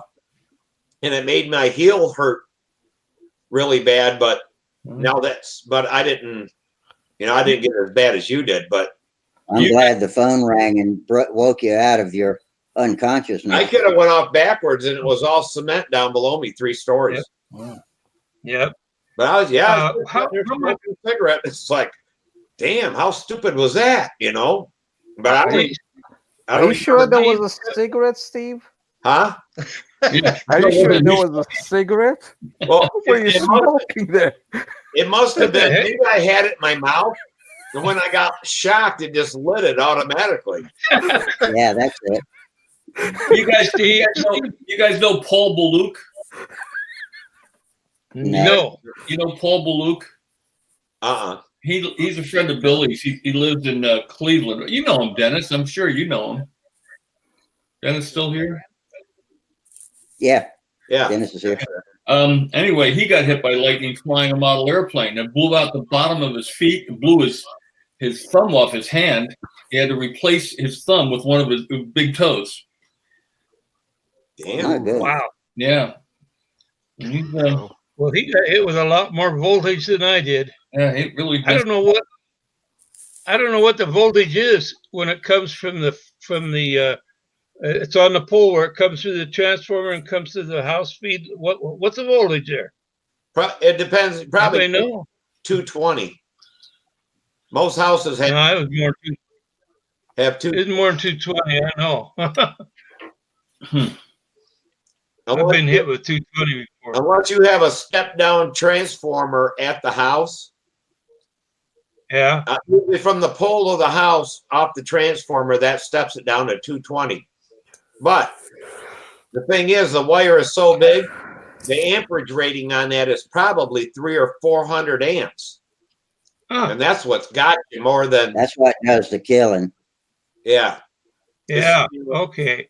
Once it comes in your house, it's the same voltage, but it's a lot smaller wire, and off the breaker, it can't handle that much amperage, 20 amps or whatever. Wow. But coming in off that wire, yeah, you might have 300-400 amps. Well, Depends on I how know I big around spent the 6 wire. months in the hospital. I know I spent 6 months in the hospital with it. That is spit at 12.6, that's for sure. Oh yeah. Oh man. You know, I got lucky up there. I had 480, but it was fused at 15 amps. I actually tripped the damn breaker, so I probably got like 15 amps is all, but it was higher voltage. Yeah, But you got the full 15, I'm sure. But luckily, it wasn't like you. If that would have been wired back to where free running at 300 or 400 amps, I'd have been toast. Well, I was told that some of these linemen or guys that work for the line company that don't have they lose both hands in an accident. The reason that happens is that the electricity gets the fluid between your wrist and your elbow that's closed. The fluid doesn't. It's like a closed cylinder, and that fluid gets so hot in there that if you don't get it out of there really quickly, it'll destroy your hands. I wound up getting to the hospital very rapidly, and they were able. They cut me from my base of my palm almost to my elbow to get that hot fluid out, and it's still where I had my watch. It still burned me from the inside out. I've got a big scar right where my watch is, and it was hot. They told me it was good. If I hadn't got there as quick as I had, I may very well have lost both hands. Oh, yeah, they're at Guardsman. They dug a pit. They're going to put it in a new dock. It's where the train tracks. They took the train tracks out and was going to make it so it was going to be a truck dock instead of a railroad dock for cars. And there was this great big cement thing there, and it was in the way. So they figured they were going to take that out and re-pour. Well, they had a construction guy that came in with a big air jackhammer, you know, and it had a spike like that, and he's going, and we're standing around so no one fell in the pit or whatever. And all of a sudden, it sounded like someone lit off dynamite, and this guy in this jackhammer comes up out of this hole and lands on the ground, and he's smoking. Oh. That casing was the main wiring coming into the factory. Oh, If somebody had on the blueprints had it in the wrong place, but no one thought. They just thought, you know, it was a piece. But yeah, ambulance came and took. He lived, but I mean, his hair was singed down to the top of his head, and his hands were smoking and stuff like that when they took him away out of there. Well, wow! But that big bed, he nicked the side of it, and once the power went off, they went down there and got it. And that thing was about 1.5 inches round, and there might have been 1/8 of an inch of metal left. When it hit that, it blew that, almost burned it in half. Yeah, power, electricity, but that's nothing you want. Now we're going to talk about electric airplanes. Now we're going to talk about electric airplanes, Steve. Well, hell, you can probably charge the batteries by yourself just by putting them on your tongue, huh? No wonder you're going to electric. I knew somebody was going to come. A human charger. I wish it was so. Yeah. So, Bob, I gotta thank you for one of your ideas in your on your one of your posts. You talk about molding a little cap piece to go right on the front of the wing. You know, right on leading edge cap, wings. Yeah, leading edge cap. Do you know that you can do that? Use that same one for building a build-up wing. Mhm. You just put that right on there, and then you just we do it. And that's what I've been doing. Yeah, we do it all the time. We actually make a molded cap, but not a cap. We make a molded shell that goes from the back of the C-tube spar on the top all the way around the front and back to the bottom, the back of the C-tube spar on the bottom. Hmm. Yeah, but you were talking about it's just a little short one. No, we go just for wings we use a big shell that goes all the way around. Yeah, but in the little article you were talking about a little short one, a little cap. Yeah, not the full. Anyway, I make those little caps. I use those sticks you can buy at the hobby store sometimes. It's a pre-engineered leading edge, for like what they'd use on a yak or something like that. Mm-hmm. Well, you can buy those sticks. I wind up wrapping them in saran wrap, and it's an 1.5 inch piece of balsa. I get a center line on it, and I lay it on there, and I just wet it, and wrap it up, and bring it out. I put it right on the front of my built-up wings, and then it's really easy to sheet the rest of the wing back to the spars. Mm-hmm. You can make that piece as one continuous shell that goes from the back of the spar on the top all the way around the leading edge to the back of the spar on the bottom. You can mold that in one piece. Yeah, but I don't have a buck to do that, and I don't have a foam cutter. So this way, you don't really need it. Yeah. John, you don't really need it. You only need a little bit of curvature on the leading edge, because the rest is the curve is so soft. It's easy. You can use some rubber bands. You're still gonna collapse it over the ribs. I mean, you don't need the whole thing. I mean, you can use a 5/8 piece of steel, piece of aluminum, piece of whatever, you glue it to a piece of foam and use ace band-aids, and just fold like a U shape, and that's all you need. Mm-hmm.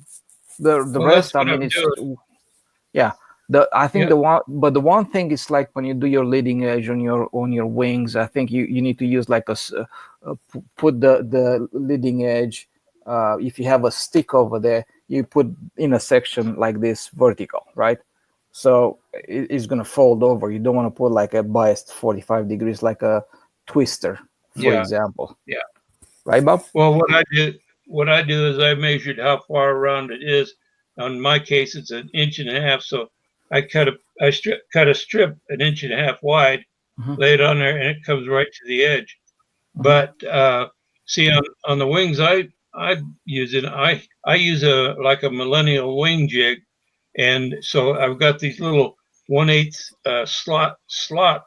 slots that I put 1/8 by I think it's about 1 inch balsa into it, and that's the part that holds it, lines it up on the jig. When I'm done, I trim that off and just kind of swipe it a couple of times with a little bit of sandpaper, and then I put this cap on there. That's all. That's my whole leading edge, and I've got planes that I've been flying for probably about 6 years now, set up like that, and the leading edges, I never had a problem with them. They're nice, smooth, good around. On that biplane we had here last time, that has that kind of a molded leading edge, but I don't have the ability to do the whole thing like Bob does for his wing. But you don't have to. What Doran is saying, you don't have to have a whole big mold buck in order to do that. You just join up all the skin you need and just mold the front end, and the rest of it will fold back over the wing naturally. It's not a problem. Oh, I see what he's saying. Oh, yeah, okay. Yeah, what we're doing, that makes sense. What we're doing is, you can't mold quarter grain wood; it'll crack, but it will bend over the gentle bend from the back of the leading edge radius back up over the ribs to the spar. So what we've been doing lately is using sea grain right around the tight radius around the leading edge, and then using quarter grain balsa wood attached to that and mold it back. And you really don't even have to wet the whole thing. You just have to wet the section that's in the front, the A grain, and that wraps around. And when that's dry, you just put it on the wing and just fold it down. It works great. I got a question for you, Bob. Say you need it 6 inches. What's that? To wrap your leading edge. I'm not using bandages anymore. I just use masking tape. Pardon me? I just use masking tape in a few places, about 4 or 5 places. 6 places I use masking tape to wrap it onto the mold buck. Works great, and it dries. Within about 4 hours. No, what I'm asking is, okay, so say I need the buck or the mold 6 inches. You only got 2 pieces of 3-inch balsa. Do I rip the one down the middle and add them to both ends and then put the... Yeah, I mean, typically when you're making a leading edge shell for a tapered wing, the shell's going to have a long trapezoidal shape. Yeah. A straight piece in the center, a constant chord piece in the center, and then you're going to have 2 pieces that have a taper to them on either side. Yeah. So what I'm saying is, the glue joint. You're not trying to wrap. You're putting the glue joint off. Right. Yeah. You don't want to wrap at the glue joint. Yeah. That's what I figured. You use the center piece is a piece of constant chord, 1 piece A-grain balsa wood, and that's what you wrap around the tight radius. And you can add pieces to the side of that, whatever shape you need to get the remainder of the shell. Yeah, that's what I thought. So, yeah, it works great. And Bob, I've heard of people forming the trailing edge, the back edge of the wing, and they basically form it around something square. Is that correct? And they get a general radius.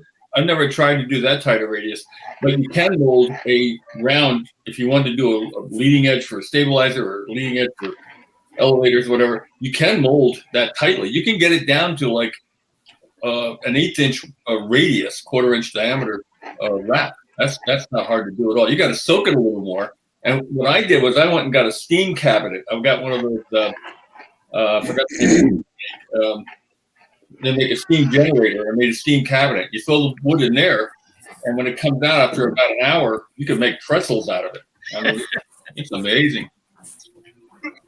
Yeah, you can mold pretty tight radiuses, but then you got to find, Well, I believe Norm Little. I believe Norm Little is one of them that showed me how he formed something that had a really tight radius. It's like a little box. It's all out of 1 piece. I'll have to try that. Yeah, I imagine if you soak it enough. Now, if you really want to make it elastic, some people say ammonia, but ammonia really doesn't work that well on balsa wood, and apparently it leaves it brittle. But what does work, and a very famous free flighter named Sal Tavey, I know, with using apple cider vinegar. And that makes the wood very elastic, and you can wrap it around very tight radiuses. The only problem is then your airplane smells like a salad. Why would there be a difference between apple cider and plain distilled? I wonder if there really is. Specified it had to be apple cider vinegar, and I tried it, and it works, and it doesn't really smell. Yeah. Well, a couple of minutes ago, I was trying to ask a question, but you answered it, and my question was about so many people I've heard say that the ammonia in Windex or something makes the balsa more plastic by releasing the tension on the lignins in the cellular structure that hold it together, and then when it evaporates, then it's fixed in that position. But I've never heard anybody until you just say that it made it brittle after that. I've heard it makes it brittle, and actually, according to some research that some people have done, they say that ammonia really isn't the way to go to stretch balsa wood fibers, but the apple cider vinegar has a chemical property to it that reacts with the sap in the wood of balsa wood and works much better to make it bend without anything. That's really good to know. That'd be good if you're running a diesel. Yeah. I'll put that on my "What did you learn tonight" list, because that's good. Thanks. Yeah. All I know is that for that one airplane of Samantha's, we built the wing. Everything was nice and straight. Sat down in the basement for about 4 days until she came back again. And that damn thing was all warped. It was new balsa wood. I guess the basement being so dry or whatever dried out the wood. And we took and weighted it all back down and set it. And I got some vinegar and water, and I sprayed the whole damn wing, and we let it set till the next day, and it was in place, and it never did. That was the straightest wing we ever built. Never had that happen. I don't know what it is here. It has to be something about being so dry here in the winter. I have balsa that warps all the time. It's like sucks all the moisture out of it or something. I got to get a better humidifier for the wood will definitely move around when it gets on my guitars. I got to take sponges and cut little squares about 4 inches long by 3/4 by 1.5, and put them in baggies, little Ziploc bags, and punch holes in them with a hole punch, and stick them down through the strings and into the body of the guitar, so they won't move the top. The top won't move around during the when the heat is on in the room and there's no moisture. They'll move around, and the airplanes will do even more because balsa wood's more prone to warp than mahogany or spruce, I've had a Cardinal fuselage that's almost finished, but it's not doped or anything. It's just raw wood, but it's been jigged with jig that holds it on the nose and on the tail with vertical clamps, and I've got some of that spongy styrofoam in between. So I hope it's been there since 2017 when I went down with health problems, and it looks like it's staying straight to me. It does have a carbon fiber flat bar from the wing back. Here's an example of that sponge inside a baggie that goes down. Hold it up. That keeps the moisture in there and keeps it from warping. Hold it up higher. Hold it a little higher, Hold it up Bob. higher, Bob. There you go. Okay. Yeah. Well, if it's going to warp that kind of wood, it's certainly going to warp balsa wood, Hey, this didn't warp.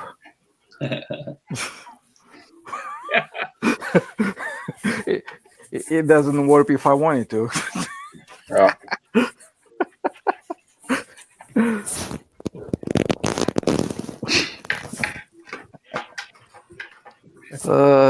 I'm glad I don't have that issue no more.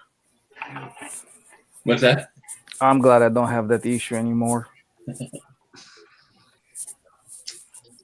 It's like the warping issue, the building a plane straight issue, and then getting soaked in with oil and all the good stuff. And there's an art to it. Yeah. Yes. Yeah. Definitely. Not everybody can do composites, I get pleasure from stuff like that that's hard to do right. I mean, that's just part of what makes me like mechanics and all of that kind of stuff, building or engines or whatever. Yeah. There ain't nothing better. There ain't nothing better than the red dots on your airplane when you're whittling away at the top lock and you cut your thumb and now you got blood. And you wipe it off and you got all these red spots all over your airplane that stays there forever. There's not a plane. I have them everywhere. Plane in my state that couldn't that doesn't have a sample of my blood somewhere in it. Same here. I mean, I don't have a plane that didn't do that. Doesn't exist. Trust me, I did it. Yeah. Yep. So are you done with your molds now? The molds are done. On the wing molds, I have to put the alignment pins, some small pins inside, and that's it. The horizontal, I have to tap some holes and drill some clearance holes in there, which I've already done. I just have to open them up a little bit for a screw to go through them, basically. So just a clearance hole. You got a plan? You got a plan coming up to Chicago here in the near future or not? I don't know. We are right now. We are just looking at purchasing some stuff, some materials. Okay. So, well, I didn't know how much free time you're going to have after the first of the year or any of that stuff, But. I see. Yeah. Okay.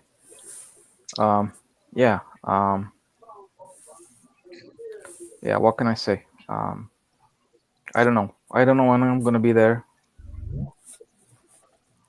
So yeah, yeah. But we are looking to purchasing some material, some of, carbon fiber, foam, all the good stuff that we need to do to make the next sets, and I'm super excited about it. Anyways. Hey, Len. Hey guys, how's it going? Not too bad. Who came in? I heard you. Didn't see you. Yeah. Oh, and by the way, speaking Good to see you about guys. I finished the program for the timer that uses the accelerometer. So the next step would be just put it on a plane and just start flying it and see how it runs, how I like it, and whatever, That's cool. Start to play with it. So that's that. So I have two programs right now. The one is a simple program, like when that doesn't have the accelerometer built into it. And actually, it's not an accelerometer; it's both. It's gyro and accelerometer.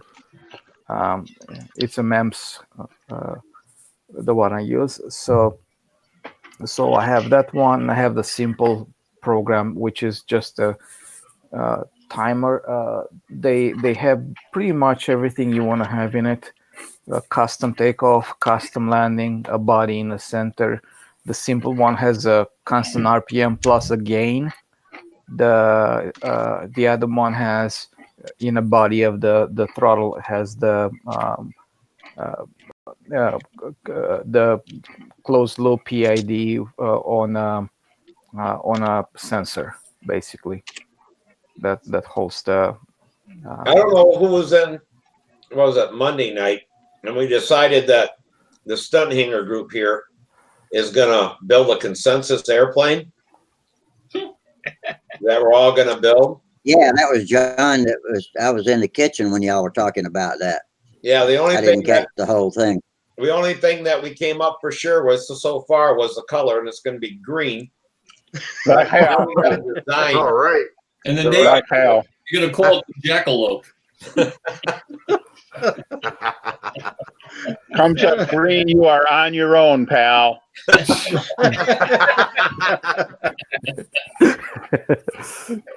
No, we really need to start that. And then Dennis said he's gonna make sure he's gonna paint it green, right? I know one thing. Next contest I'm at with Dennis is there. I'm going to have to run and hide too and kick my ass. We'll have to make the green plane just for Dennis. Thank you very little. No, I think that's really a good idea, though. We need to start coming up if we're going to do a twin, a single, retracts, no retract. Don't get too ambitious on it, and start with a twin. No, start with a single before you go to a twin. I've never twins are done great. a twin before. Twins are great. I love them, but I think the first thing you've got to figure out here's the big question: what airfoil?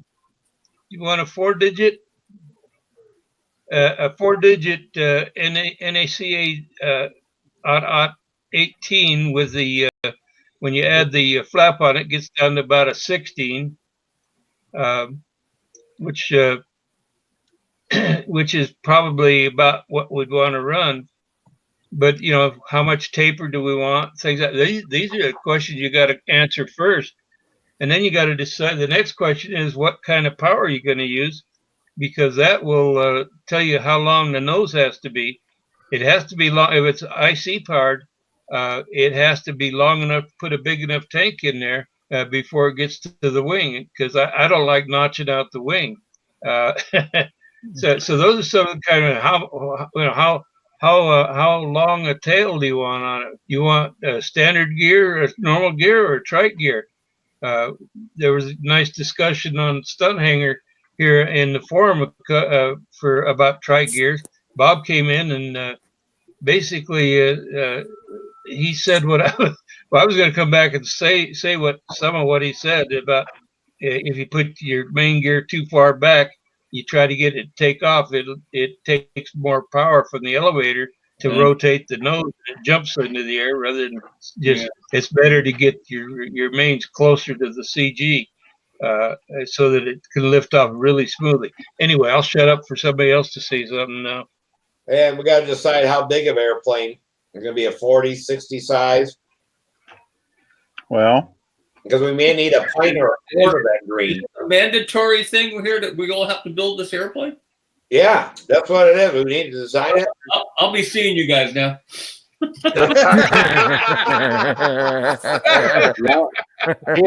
isn't even going to worry about green. So, all right, let me suggest this. I only got a few left in me. I don't think I'm going to be. This is actually my brother and I were kicking this around a while back and everything like that. You know, way back. Obviously, I'm part of the classic era and everything like that. And back then, everybody tried to fly an original looking airplane. You got awarded originality points, realism points, things like that for having an airplane that looked like an airplane and it didn't look like anybody else's.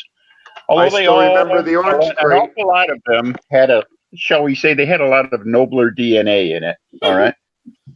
So imagine, if you will, in the spirit of classic, run a classic event where you get a nobler wing, no wingtips on it. You can put a 3-inch wingtip on it. You get a 36-inch piece of wood for the fuselage. Tail can't hang off the back. Okay. Design your own airplane. Live like it's 1962. So show me what you got. So you're going to make this a profile? No, it'll be a full fuselage, but it'll be your fuselage will be built within 36-inch body size. Okay. All right. Yeah. And it's going to be, like we all think that we can do better than we did back then. Well, I happen to think that a lot of the airplanes back then were pretty damn good airplanes, especially if you start with something like a nobler wing and stuff like that. It's going to pretty well define the performance from it. All right. Yeah. Then of course, when we're all done, we're going to go back and judge them using the originality points and realism points and stuff like that. No thingies allowed. What are thingies? A thingy is something that looks like an airplane that really isn't. All right. Okay. All right. So, and I think that's what those rules are there for in the first place, because you take a look at some of the airplanes when they first started flying control line stunt, they were extremely functional. I mean, there wasn't much to them, and they wanted the airplanes to look like airplanes. So you got to come up with the idea of originality and realism. And they had clear canopies because of that. Some of them, and just go with that and just see as a designer how far can you take that. I said a nobler wing. Well, fine. It doesn't have to be that, but everybody starts with the same set of parts. But then at some point, you take it on your own. You want to put a big motor in it? Good for you. You want to try to build it lightweight? It's great. Do what you want.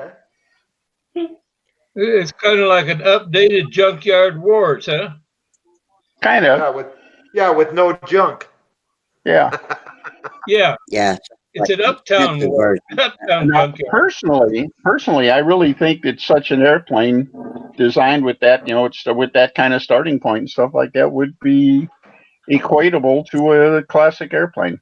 I mean, obviously it's not a classic, but if you design it as if it was a classic, design it with the same kind of parameters that we would have used back then. I mean, what are you going to gain? What kind of power do you have to have? What's that? So, what was that, Bob? I see that. I can tell by your silence, you guys this is completely falling flat. So can you use maybe that's that. So. Can you use no, it's not a good idea. It's a great idea.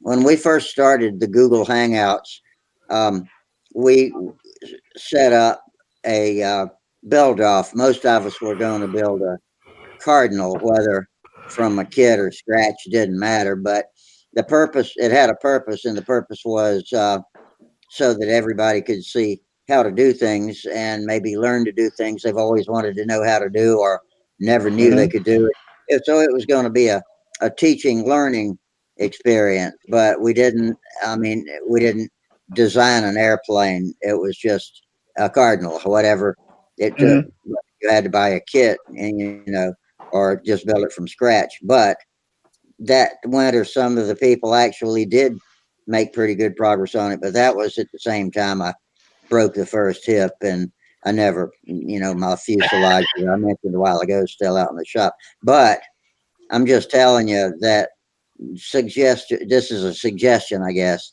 that's a possibility without having to make it a design, a balls to the wall airplane design and build contest.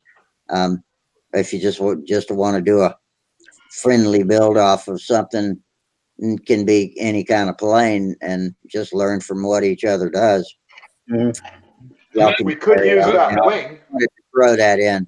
What was that? Use that wing. Imagine how many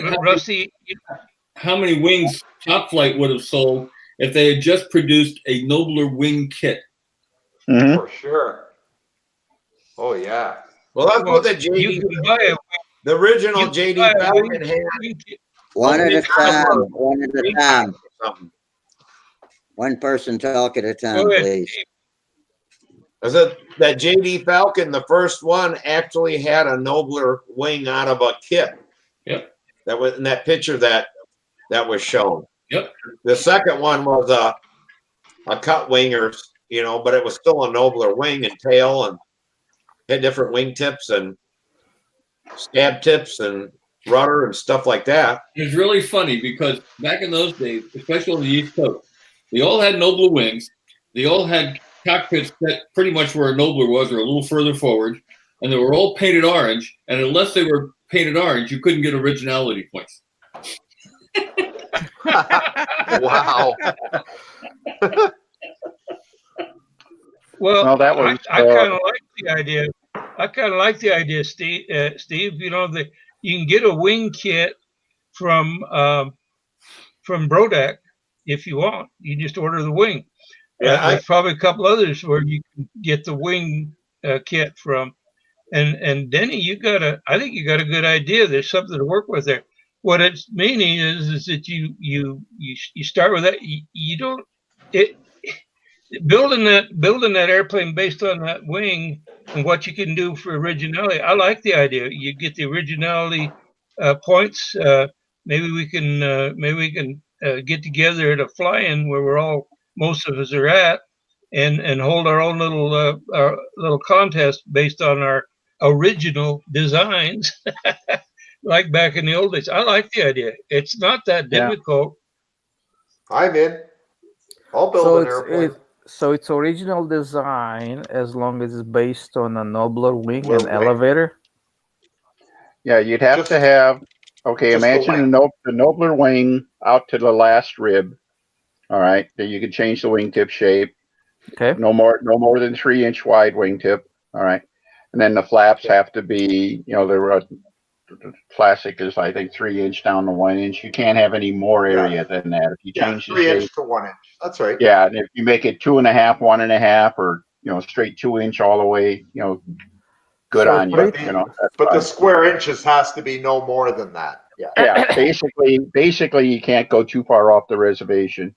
You get a 36-inch or set of 36-inch planks, possibly with the wing cut out in it, although that'll kind of limit how high or low the wing is. You get a set of doublers or something like that for it, and that's it. And then the stab can be basically as big as a nobler stab.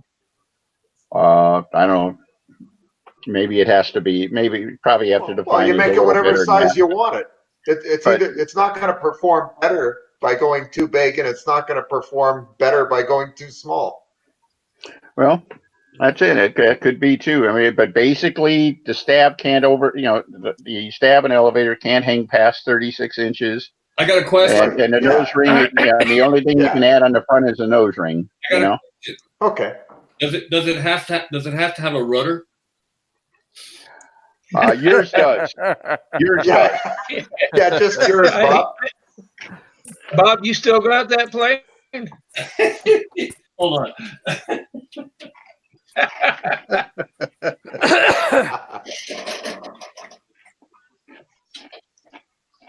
gone to dig something out.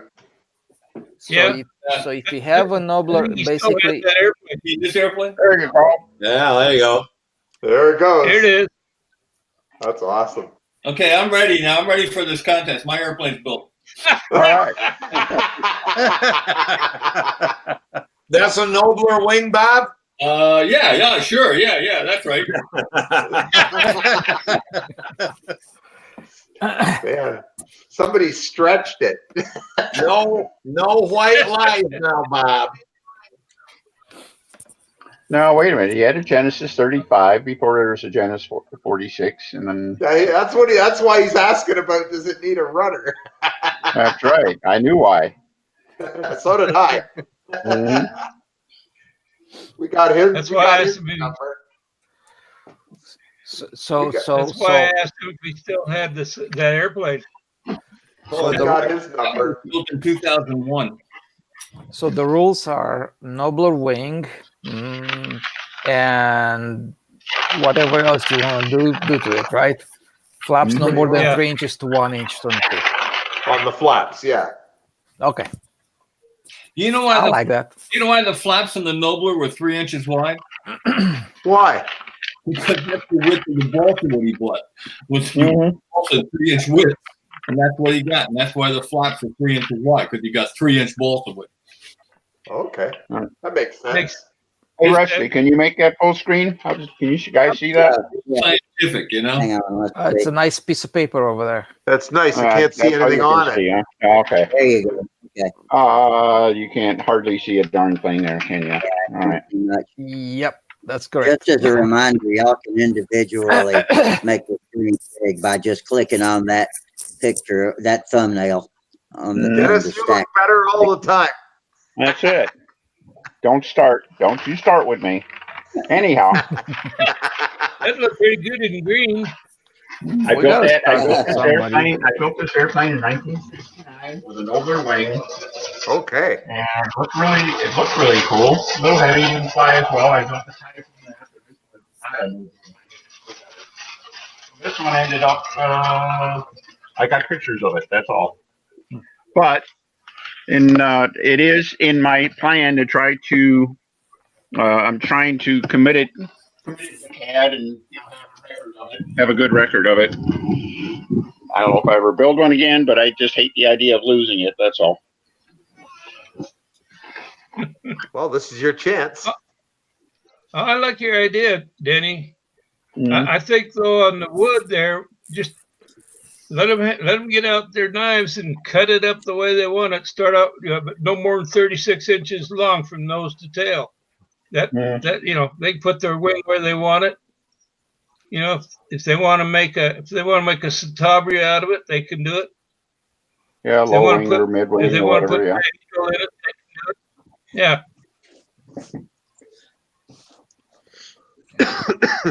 Okay. Citabria is a model of a real life plane, isn't it? Full size.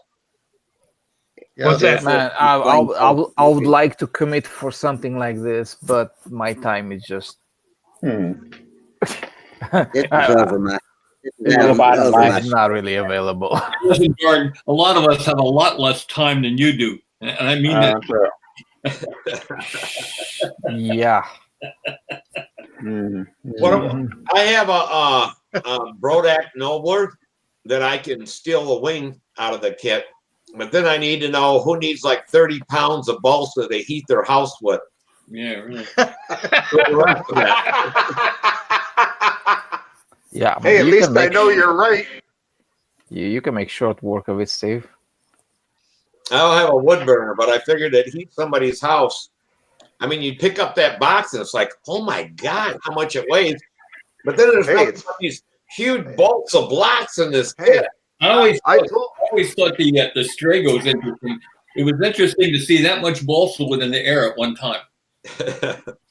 I had it up to my ankles. When I carved. Oh, letting bounce out. Yeah, Lynn does that. Something about his Wi-Fi. He'll be back in a minute. Sometimes he has to turn the camera off to stay in. I have a question for Danny. What's I have a that? question for Denny. Why do you hate green so much? Only because I had to make a statement on that. We remember last week, and when John had his pipe up, we had the pictures up and everything like that. And the airplane is gorgeous, and it flies, pretty well. He's got some issues he wants to, and we're there collectively tearing it apart, tearing it apart, tearing it apart. And the last thing that left to say about it, oh, do something about the green, all right? I mean, we crapped on everything else about the airplane, right? There was nothing left to say except get rid of the green. So, and actually, I do have a green airplane hanging back here. So Now, Green Cosmic Wind. yeah, I got the Cosmic Wind and the ballerina. Yeah, I got a good memory. I know what you got. Oh wow! I think we should paint. No hiding. I think we should paint them bronze. I was going to ask Why did I know that was coming? All right, so I was just going to ask Bob if he ever had a green airplane. Yeah, I have a green biplane. Well, I seen one airplane, a picture that Bob had when he must have been, I don't know, 18, 19 years. He was a teenager, and it was red. And I'm like, oh my God, Bob did have an airplane other than bronze at one time. A lot of them that weren't bronze. you know this story, but some of these people here might not know this story. Denny does, I'm sure.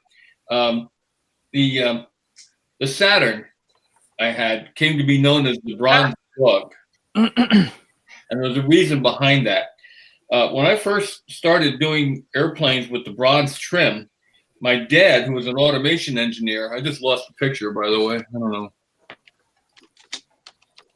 I can't, I'll get it. My dad was an automation engineer, and one of the jobs he got was from U.S. bronze powders to package vials of bronze powders and various colors. And they sent him boxes and boxes of this stuff. And he held one of the copper ones up. He said, I bet you if you mix this with dope, you could get a good trim color for an airplane. So I was making the first Genesis at that time. And I said, okay, I'll give it a shot. And he loved it. I was kind of ambivalent about it, but he loved it. So at any rate, since he liked it so much, I just kept making all my airplanes white with bronze, red, and black trim. And I built about 17 of them. And Billy Werwich hated the bronze. He just hates any kind of earth tones. He likes the bright tones. So he says, what do you got, a 55-gallon barrel of that crap? I don't want to see any more of these, And so I just kept painting them that way to annoy Billy. One day, I got a golden retriever around 1993. I got our first golden retriever. And I called Billy up. And this is after I had about 15 of these things, these airplanes. And I said, guess what, Billy? I even have a bronze dog. And he said, Bob, you've had a lot of bronze dogs. Click.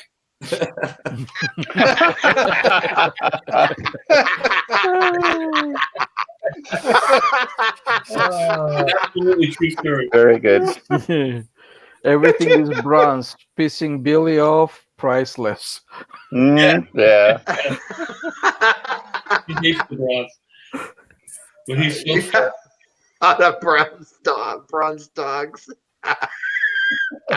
You've had a lot of bronze dogs. Oh boy. It's hilarious. Billy can be brutal, as Dennis knows.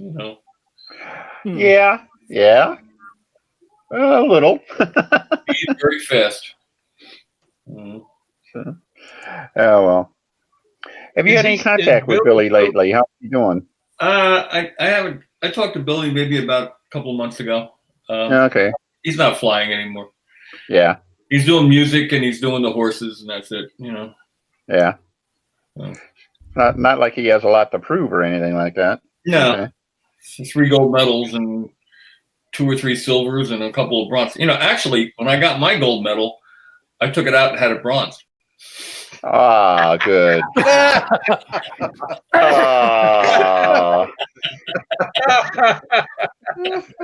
Oh my. Good. Sounds like a good plan, big brother. So And he showed it to Billy after that, right? Yeah. Now he's pretty well done, I think. mm, It's a shame. What a career, huh? yeah, Yeah. indeed. So A lot missed of that people part. are being missed, for Mhm. sure. Yeah. You know, our club had its dinner, Christmas dinner last night. And Gordon Delaney and his wife showed up, and Gordon is pretty much retired. He says, I don't know if he'll ever fly again. Wow. He's into shooting guns and things like that, bow and arrows, and his feet hurt him so bad when he tries to fly that he just can't fly. He says, I'm retired. Wow. I hope he isn't, but yeah. What a builder. What a builder. Incredible builder. Mhm. Well, it's like anything else. When you're competitive, the time and the mental capacity and stuff it takes to be on top is just so great that you just finally burn out. Yeah. Yeah, you're right. Bob here called Gordon the best flyer that never won the Nats. You remember that? Yeah. Actually, the best flyer who never won a Nationals was Gene Schaefer. Was who? Agreed. Gene Schaefer. Gene Schaefer was insanely good. Gene Schaefer was and still is the best model airplane pilot I've ever seen in my life. Wow. And by a wide margin. Yeah, you go out and watch him fly. I remember going out and watching him, and you thinking, feeling pretty good about myself, and I watch him, and I just say, I can't do that. Yeah. And heavy winds, he would fly tight 45 corners and bottoms and laser shape, just incredible stuff. Yeah. Not to say that he flew perfectly all the time, but when he was on, there was nobody better. So what happened? Why didn't he win the Nats? He had problems, or he took second 4 times, once to me. And I think a big part of it was that he flew clockwise. And one day he said he was finishing a pattern. He felt pretty good about it. Then he looked out at one of the judges, and the judge was going like this. He's trying to figure out which way the airplane was supposed to be going. I think a lot of it had to do with him flying backwards. That's too bad. Yeah. Hey, actually, I think one of the things about Gene too is that he flew extremely precise to the point where if he was missing a maneuver by inches, you could see it. Yep. And you could see other people who were flying friendly looking patterns that were okay, they were good, and they're scoring well, but they're nowhere near the level of precision. But they were, for whatever reason, they seemed to be able to fudge the fact that they weren't precise. Yeah. And I can't really put a finger on it, except that's it. Yeah, they were pretty patterns, and they were very fluid and pretty to look at. But technically, Gene was flying a much more technical rulebook. Yeah. I mean, like you said, the tight, the hard corners, the precise angles. You want to know what 45 degrees was? Go watch Gene Schaefer. That's 45 degrees. I got to tell you guys a story that happened recently here. Do anybody know the name George Riscala? No. George is a local flyer from back in the 50s and 60s, and he had a son named Paul. And he pushed Paul a little too hard, and Paul had some panic attacks while flying, and he quit for a long, long time. And he recently came back, and he wanted to build a Olympic. He always liked Bob Gialdini's Olympic. So we got a lost foam cradle set to him, and he built the airplane. Did a very nice job, except for he called me up and he wanted to have me help put in the electric system. I said, okay, fine. So he came down, and as most people who are building their first stunt ship, it looks like a baseball bat with a spinner on the nose. Nothing's faired in. So I said, Paul, why don't we fair this spinner in and get it looking, a little more like a stunt ship? He says, oh, well, there's not enough meat there. I said, there's plenty of meat. And I said, let's do it. So we started doing this. And while I'm carving his nose in, he goes to me. He says, "Gee, I wish I had a chance to meet Mr. Gialdini before he died." And I didn't say anything. I just let him go on. He said, "I really admired him, and I really wish I got to meet him before he passed away." So I said, "Here, you just keep sanding his nose in." And I went over to the phone and I called up Gialdini. And I said, "I'm going to put you on speakerphone with somebody." And I walked over to Paul and I said, "Paul, meet Bob Gialdini." And you should have seen the look on his face. I'll bet. I thought Bob was dead for a long time. Yeah. Hey, Funny. Bob, have you heard or seen Rich Jacobone lately? I saw Rich a couple of months ago. He was out at a contest.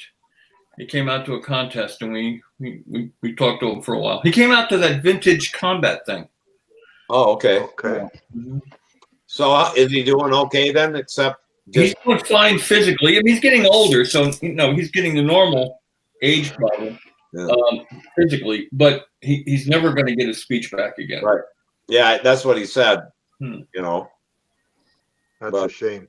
Yeah, I talked to his wife. Every time I call, I just talk to her and tell him say hi because he gets so frustrated, Yep. And I asked, Samantha wanted him to text her, but she said that speaking and texting is the same thing. He can't get the words out typing either. He can't. Yeah, he can't use a keyboard, and they've tried a number of things in therapy to get him to write or to punch keyboards or blocks or whatever. He can't do it. Yeah, that's what she said. That it's very. He's very frustrated. Yeah, the speech part is gone. It doesn't matter if he uses his lips or his fingers or whatever. His brain just doesn't. Yeah. Kick the words out. For shame. Wow. Mm-hmm. Wow. Yeah, he was a character too. Every time he saw Samantha, he always gave her $1. I mean, it was just, I was like, here, give her $1. Oh, geez. He said he was going to adopt her. Mm-hmm. And she said, "Good. Will you send me to college too?" And he said, "What?" He could do it. He's quite wealthy, actually. Yeah. Oh yeah. Mm-hmm. He's got a number of rental properties, really nice big apartment buildings and multiple family houses in Palisades Park, New Jersey, which is a mile from the George Washington Bridge. That's where they used to fly. Yeah, exactly. Palisades Park, the swim club down there at the park. Exactly. And can you imagine what that real estate is worth that close to New York? Wow. Yeah. Millions and millions. What I forget what John DeTavio said that Rich gave him that house to live in that he lived in. Yeah, one of his rental properties, he just let him live there rent free. That's And he was. he sent a pic. He had a picture and it had his van there and a can of dope sitting out there and a can of fuel. And I seen this house and it looked like it was built in the 1920s. Mm-hmm. I'm thinking, okay, so it's a house like that around here sell for, at the time, maybe $50,000. Mm-hmm. The old part of Grand Rapids where no one wants to live. Yeah. Well, that house there is probably worth millions. Yeah, that's what he told me. He said, he goes, this house is at the time, which is 10 years ago. He goes, that house probably worth $800,000. Yeah. I fell over. I'm like, oh my God. Yeah. I wish we could just pick one of them up from Grand Rapids and take them out there and set it there. Make a lot of money. Yeah. Well. Yeah, But Buddy and I used to go down there to fly at Palisades Park Field with them, and we'd meet them at the local Dunkin' Donuts. And he would get coupons, and he'd never have to buy anything. You'd get these coupons and hand in the coupons. Here's a guy who's worth millions. He's flipping coupons so he wouldn't have to pay for donuts at Dunkin' Donuts. That's why he's worth millions. Really? Yeah. Yeah. That's it. Well, we meet him there in the morning, and then we go over to the field and fly. And it's fun. Yeah. But Hey guys, I have a long day ahead of me tomorrow. I have to go. So Good, huh? Take your So easy. I'll say good night. You guys enjoy. See you again. See you Monday. Yeah, Brian. Thanks, And man. behave. I know you're gonna talk bad about me. I know that I'm gonna go. So Yeah, we do all the time, so it won't be Of nothing course. new. good night, guys. Hey, we got a question from a YouTuber for Bob. Bob is from John Skukalek. And, well, let's see. Where's the dadgum question now? He wanted you to tell him about some contest. John, where'd you go? I'll get the. Oh, here it is. It says, Bob, could you tell us about your Just Before the Snow Flies contest and what its future is? Oh, well, the future is bright. The RC club who hosted that, a number of us joined that club because they have a field where they fly radio control helicopters. It's a pad and it's beautiful. I mean, it's really nice. And a friend of mine is the president of that club, and he's been on my case to run a contest there for a year or so. But I could never figure out how to get it fit in with the schedule of all the control line contests that are on the East Coast and control line, fun flies and things, and also all the events that are happening at the RC field. And then it dawned on me, well, why not just have it right at the end of the year, since the circle burners weren't having them then. And I got a sanction, and we put it together in about 3 weeks, and we had 46 entrants, and it was great. And it was practice on Friday and the contest was on Saturday. And next year we're going to have practice on Friday. Hopefully we're going to host the Garden State Circle Burners 50th anniversary old time stunt and classic contest on Saturday. And then on Sunday we'll fly the Pampa classes. So the future is bright. They made more money at that control line contest from raffle and food and 50-50 and entry fees than any radio control contest they ever ran there. Really? Yeah. So we did real well. Did you fly, Bob? No, I don't fly my own contests. I don't believe in that. No. That was kind of payback for everybody. Well, I just want to see you flying again. Well, I flew a lot this year. I flew a number of contests. I won a few. Oh, okay, great. And I got my rear end kicked at one because I brought a knife to a gunfight. I brought the Genesis out with the old setup in it and flew against these guys with the active timer systems on a very humid and dead calm day, and I just didn't have any grip. And I ended up in fourth, I think. But then I flew it in heavy wind in a couple other contests, and I cleaned up pretty well. So, but now I got active timer systems and the big 35 millimeter motors and all the six cell batteries and everything. So never going to bring a knife to a gunfight again.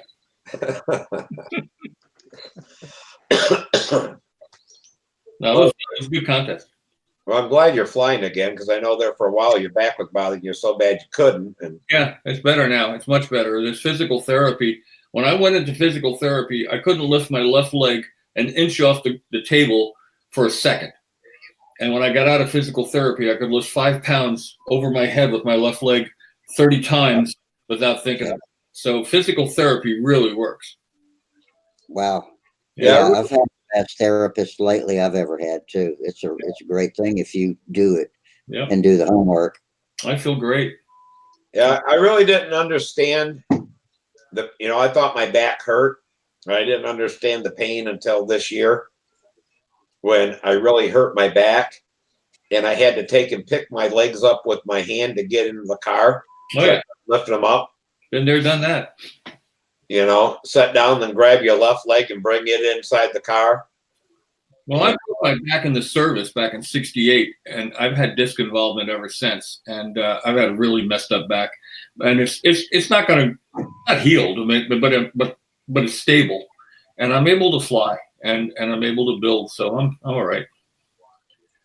I'm going to come back and fly a little bit. I'm going to come back to the Nats. Cool. I can find somebody to watch my dog. My wife still works. She's younger than I am. Bronze dog? Huh? You bronze dog? I got a bronze dog. Bring him with you. Her. Or, yeah, no, Bring no, her with you. no. She's still crazy. I mean, shit, we took Indy. Well, when Samantha got her, she only had her a week. Took her to the first contest, and we take her to the flying field all the time, and she's fine until unless Samantha goes out in the center of the field, then she starts barking. Yeah. But besides that, we just tie her up, bring a little crate. She'll go in there and lay down. She has her water. She just watches. She's really good. She's better at flying contests than she is normally. No, mine's nuts. So, but I think I can get my next door neighbor, who's also a golden retriever person, to watch her for me, and maybe I can get out and come out for maybe. We'll see. But I'm gonna have 2 new airplanes, and hopefully 3. I got a lot of airplanes under construction, So I just got to choose. What are you building now, Bob? Well, I got another Genesis with the same wing and basically the same fuselage, but with twin rudders and an inline setup. It's a longer nose. It's a 12-inch long nose, because with the electric airplanes, it doesn't make any sense to take out essentially a 12-ounce engine package with header and coupler and stick in a 6-ounce motor, and then stick a bunch of clay in there to get it to balance. It's move the noses out much longer to get it to balance with less weight. That's essentially what Paul Walker did with that anteater thing he has. And also inline seems to work better with the electric. So it's going to be an inline Genesis with twin rudders, longer nose. That's one of them. And then I have 2 twins. So, what are you going to power your twins with, Bob? What equivalent? A Cobra, but I'm not exactly sure which one yet. It's going to be a small case Cobra. You really don't need a whole lot with twins. No. They're much more efficient. The 15s and the ICs seem to work good. 20s work good. Way smaller than 15. Way smaller than 10s. Well, didn't you say you were thinking about 4800s size? I forgot the exact number. It's on the motors. They're Cobras. They are 28 millimeter cases, but they're short and they're 5S motors. Well, what I was talking about is that they used to have like 45s or 40 and 35, 15 size, 32. Then they had 10, and then they went to a 480. Oh, the Park 480s. Yeah, it'll be a little bigger than the Park 480. Oh, okay. But it's I forgot the number. I have it downstairs. I got a bunch of them. I bought a bunch of them and put them in the drawer, but I forgot. I'm getting to the age where I don't remember numbers anymore. So it's kind of between a 10 and a. Yeah, it's a little smaller than 10. But what's the wingspan? Huh? What's the wingspan? Area 58 inches. Running about 580 squares or something like that? A little more than that, closer to 620. Yeah. Okay. Yeah. And Frankie Imbriaco has the last one I designed after the second wind, and then we had an airplane called the American Spirit, which I sold to Jerry Haupt, 90% complete. And that's what Buddy flew, was essentially that airplane. Last year he flew at the Nats. They were big airplanes, 63-inch wing. They're huge. But the second wind was quite a bit smaller, 58-inch, and it flew good. But we made a little bit wider wing, a little more flap, and twin rudder airplane called the Turning Point. And Frankie Imbriaco built one, and it may be the best flying airplane I've ever flown in my life. I mean, it just absolutely flies great. So I'm duplicating that, It's an inline design. Yeah. Inline setup. Yeah, it's an inline airplane. Mm-hmm. Well, is the elevator inline too? Up a little bit. The wing and the motor center lines are all in line. Okay. Mm-hmm. And it's got. You running any down thrust in that? No. You running any down thrust or just all 0, 0, 0? Everything's 0, 0, 0. Flies great. Okay. At 9.6s where I was running 10.6s, it seems to fly better with the 9.6s. You know, it's still 18 inches of disc span, and none of it is spark airflow around the fuselage at all. You know, it's counter-rotating props. It's like a jet. It flies like a jet. You don't even know it's got a motor in it. You know, so it's really fun to fly, and it's got retracts. You know, I'm going to build one with retracts and one without. Interesting note. Here's an interesting note, and I told Detty this a while back. When we did the test bed twin to test out the motor and the retract system and the whole concept of a twin, we built a fast test bed. And when we took it out to fly it for the first time, I told Buddy, I said, we're not going to mess with the landing gear. We're going to just get the motors running right today. And we ran it several times and finally got the motors where we wanted them. And we took it home and I charged the batteries, and each battery took 2,400 milliamps back into a 4004S. I was running both motors off one battery and putting back in 2,400 milliamps. The next day out, we retracted the landing gear and flew several flights. And I went home and charged the batteries, put back in 1,800 milliamps, 25% less power usage with the gear up. That's how much drag landing gear has. Wow. 25%. Huh. I guess, that's one of the beauties of the electric systems and everything like that, is that he's not saying it felt like it was more powerful. He's saying is that it was exactly this much, and it's measurable with everything like that. So that's a powerful feedback on the whole thing. Are retracts worth it? 25% less power? Yeah. What do you got? You got 25% power burning a hole in your pocket. You don't need it, you know? All the batteries if you wanted to, Yeah. So it comes back. I know I made this comment a while back. You want a more powerful airplane? There's two ways you can do it. You can put a bigger motor in it, or you can reduce the amount of power that it takes to make the airplane fly. Build it lighter, build it smaller. Yeah, lighter, smaller, less draggy, and hey, I can measure 25%. And the other that's not an experimental error, that's not 1 or 2%. The other thing people don't realize, and I've always been a proponent of this, and a lot of people think I'm crazy for it. A lot of people think I'm crazy for a lot of things. But line drag is the one thing that most people don't take in consideration. I fly on solids, and a lot of times I fly on 12,000 solids, airplanes that are under 64 ounces. And that's a tremendous amount of line drag, reduction, going down to 12 solids, or even 14 solids over 18 cable, So that's a big factor. Yeah, absolutely. So. Well, what about this thing where they're using the fishing line for flying lines? Yeah, the G sump lines, the what do you call them, Denny? Spectra. Yeah, Dyneema. Oh, come on, what's the other word? Spectra. Yeah. Dyneema, Spectra. Yeah. And the real advantage of the way they have those picked and everything like that, the combat guys actually picked the line size that was physically the same size as the steel cables, because they didn't want one having an advantage over the other from a line drag standpoint.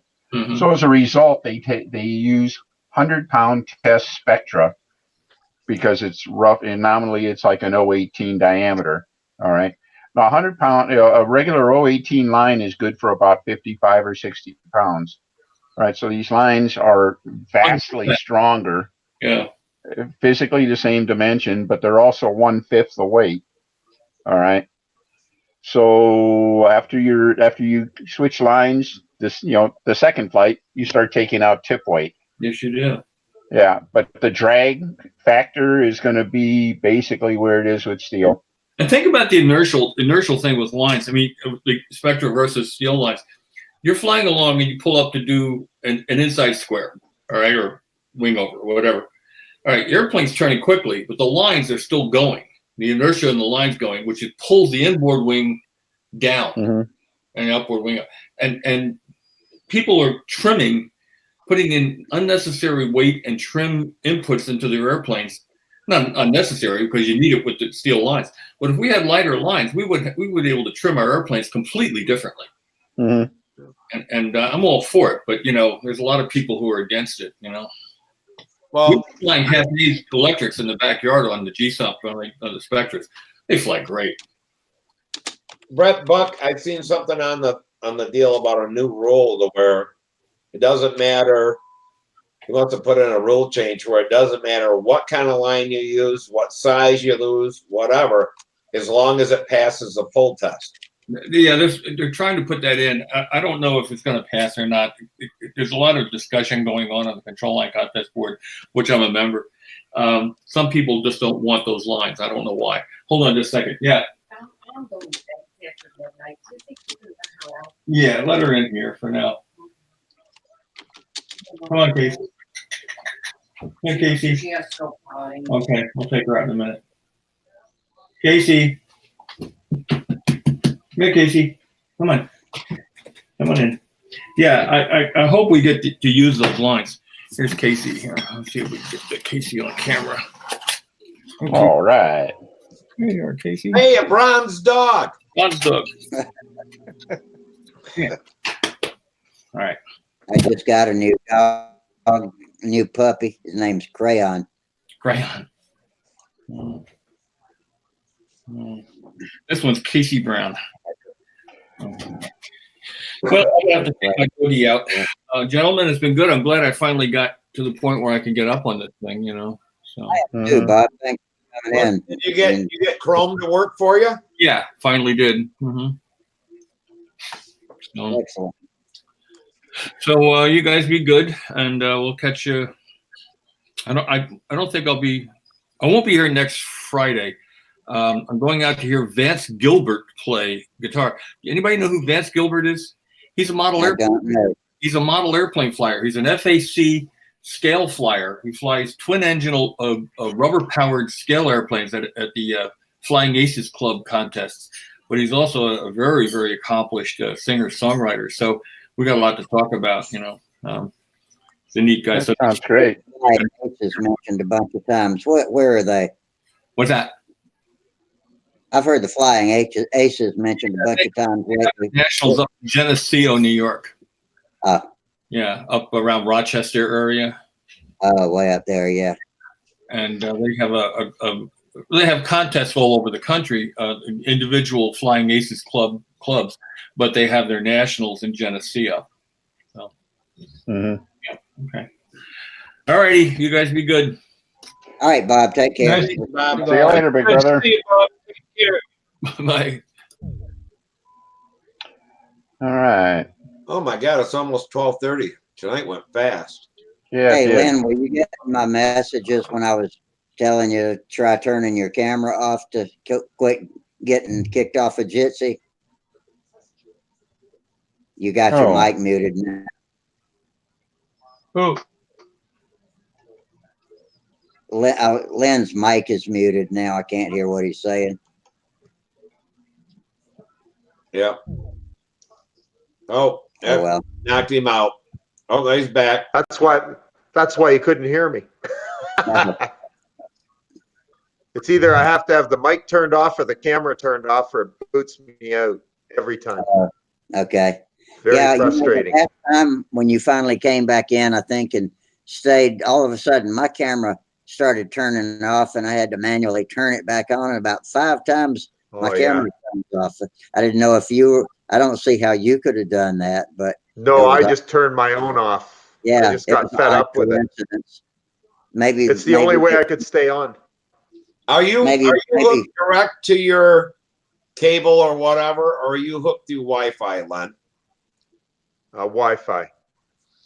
You need a direct hook to your computer. That's what I did, and I got so much better connectivity. I ran an Ethernet. Yeah, that always works. Special cable that'll go. No.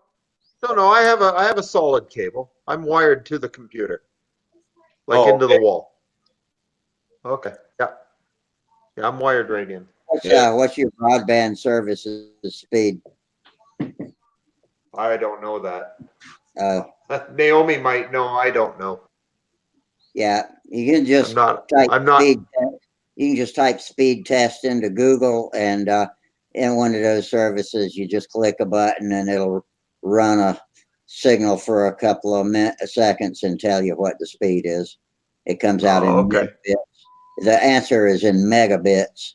Everybody says megabyte, but it's megabits. Megabits. Okay. Yeah. I'll check it out. Small m is megabit, big M is megabytes. See, and it's funny because right now it's working fine. Other times, like when I first came on tonight, it kicked me out about 10 times. Anybody else on your network in the house? Yes. Yeah, Naomi's son. What does he do? Is he gaming? Yeah. That's what's doing it. That's intense. That's intense broadband use. Okay, so he's over. So with him and me both on here, it uses too much. Yeah. Okay. How old is he? Okay. Old. Do you know what games he plays? No idea. And there's all kinds of games out these days. My son, I'm sure there are. Plays them. He doesn't do it like he did before college, but once he got into college, he had to kind of back off of it. But now that he's out in the working world, he's still some time to play. Oh yeah, there's a lot of people, even adults, who are playing them now, like a lot. So it's whole online communities. Oh, for sure. Like they I use don't stuff like this Jitsi to do their graphics too. See, none of us, because we build stuff instead. Yeah, that's what I prefer doing. Yeah, me too. But I don't do it. That's the problem. Well, why not? I don't know. Man, everybody else. It's like instead of being on a computer all the time, I build model airplanes.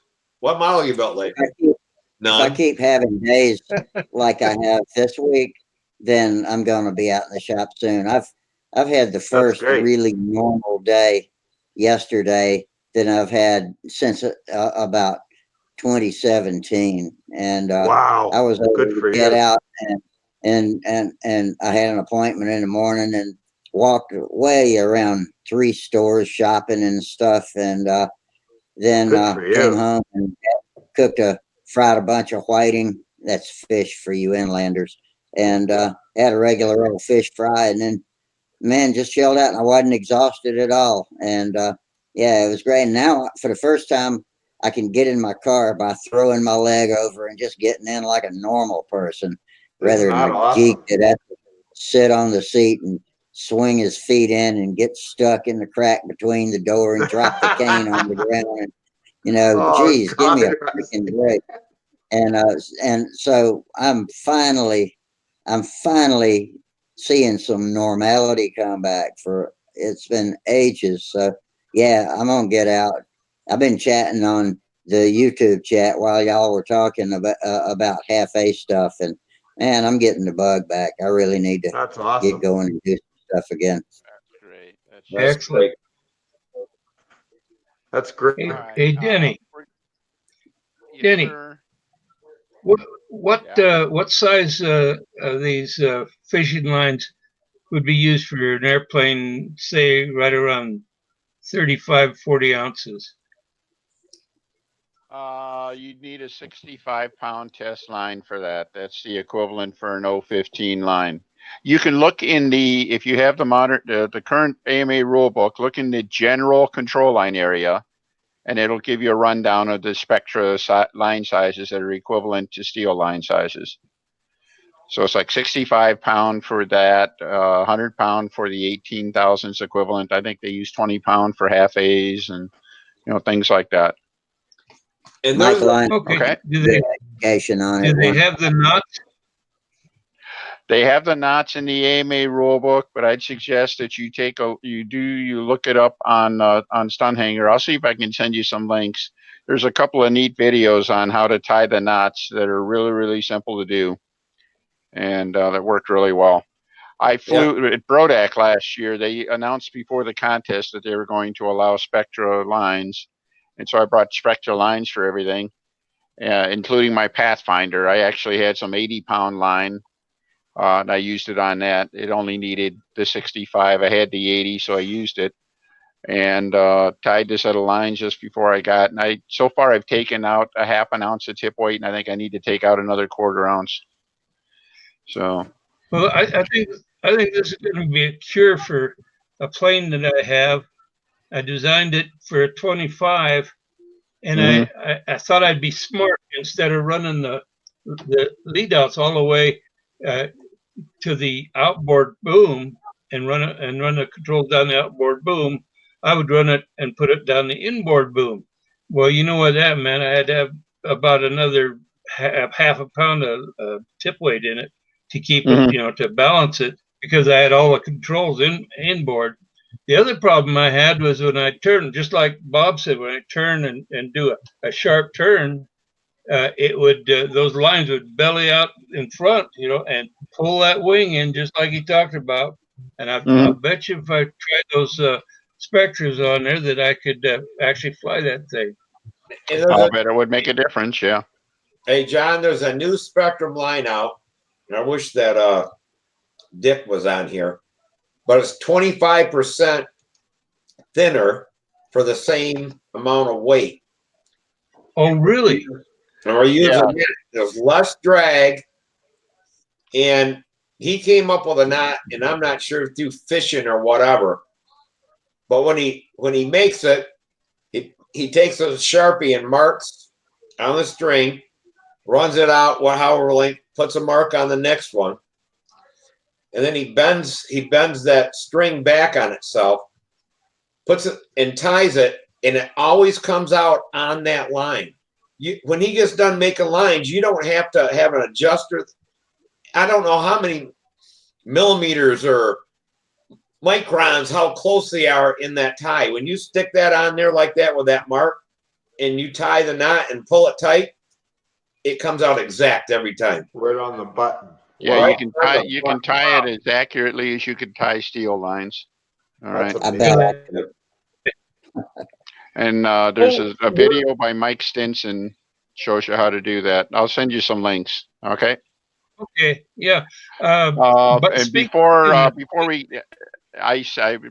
you gave me homework here the last couple of weeks, and I wanted to say that I finally been making some progress here. So this is what I'm trying to design for the Zwei Panzerflug. All right. This is basically the motor mount for a front-mounted motor. This is actually for a larger one, using the same basic idea. It has an air scoop underneath it. You gotta hold it up a little bit more. There you go. Yeah, it's got an air scoop underneath it that feeds directly up into the front of the motor. The motor's mounted right up front, right behind. Yeah. All right. Oop, right behind. That's the motor mount screws there. Okay. Oh, that's just too cool. Yeah, and the cool thing about it is that it's all laser cut and everything like that. Now, let me show you a little more magic here. Hold on a second, Dennis. I told everybody about that because that was on that first vector that we put together. That was a prototype. That motor runs the coolest in that airplane than any other. I mean, it just jams that little scoop, jams that air in there, and it must suck it through with being less pressure on the backside of that motor. Oh wow! That thing runs so cool. It's hard to believe how well it works. Okay. And Hey, what Danny? this is the twin, and what this is the motor mount system. 2 layers of light ply and then 2 layers of birch ply. And frankly, I'm thinking I might even eliminate 1 layer of the birch. This Aerowind 2810 motors, would be about the biggest motor you'd want to use in it. I think it might actually be necessary for balance, but it'll it'll loaf along with a 9-inch prop. The other motor I was considering was this 2215, which is physically smaller and lighter. Would do a really nice job with 8-inch props. Might be working a little too hard with the 9-inch prop. It means the battery draw would be a little high and stuff. But with these motors here, this motor would probably fly. If you built a single engine airplane around this motor, you would be close to the right size motor for the airplane. For this size airplane. All right. Right. It would be on the. It would have to be if it was around 40 ounces or so, you'd be all right. But at any rate, that's where it's going to be. And then I'm going to put, because of that, I'm still thinking the easy way might be to put a battery in each nacelle, but I'm going to try to design it both ways and take a look at, what looks like it might make more sense. But, yeah. Well, but I thought this was like, kind of surreal. I always thought this is kind of surreal. I'm working on it here the last couple of days, and I got thinking to myself, well, here I am doing CAD work. John Miller is the single best CAD designer in all the control line stunt and everything. Here I am doing job work for him. So, what the heck? So, Denny, you flatter me, but I know there are guys that are yeah. But thank you. I tell you what, looking at what you've done there, I really like. We've got a shorter nacelle. The nacelles have the same basic shape though, but you got yourself enough room for the battery in there on a diet. Mhm. I was shown some batteries by Brent Williams. He's off times. He's on the what do we call it? Well, anyway, Rusty, you know him. He gets on there once in a while. Anyway, Brent came out and showed me a pack that he got there for the quadcopters, but they're for the racing quadcopters. And the pack is I'm gonna hold my hand up here. Is about that long. Yep. And it's about that thick, and it's got four cells in it. And he says it has a tremendous amount of power available from it. And he suggested that I look at that type of a battery. He bought 4 of them for about $50 off of eBay. He says that type of battery might be something to look at. Yeah, I think he's right on sorry, target. John. Again, if that was a single sorry, engine John, airplane, we'd probably put a 2200 in it, and because it's a twin, probably put 2 1200s in it, maybe 2 15s, and they would be, like you say, about 3.5 inches long, about 1 inch and 3/8 square by 3 inches long. Yeah. Yeah. They're small, but they got a lot of power in them. Yeah. That would fit in the cells. Yeah, see, I worry about you can put a single battery in it, and the only problem with that is that you still got to carry around a big wiring harness, a heavy gauge wiring harness to carry the power to each side. So, do you have any batteries on hand right now? We could even try to take advantage of those, but I have a few. I've got them in a locked box, and they're stored somewhere, and I haven't found them yet. okay. I've got my charger in there. Oh, everything's in there, but it's in a fireproof box. Yeah.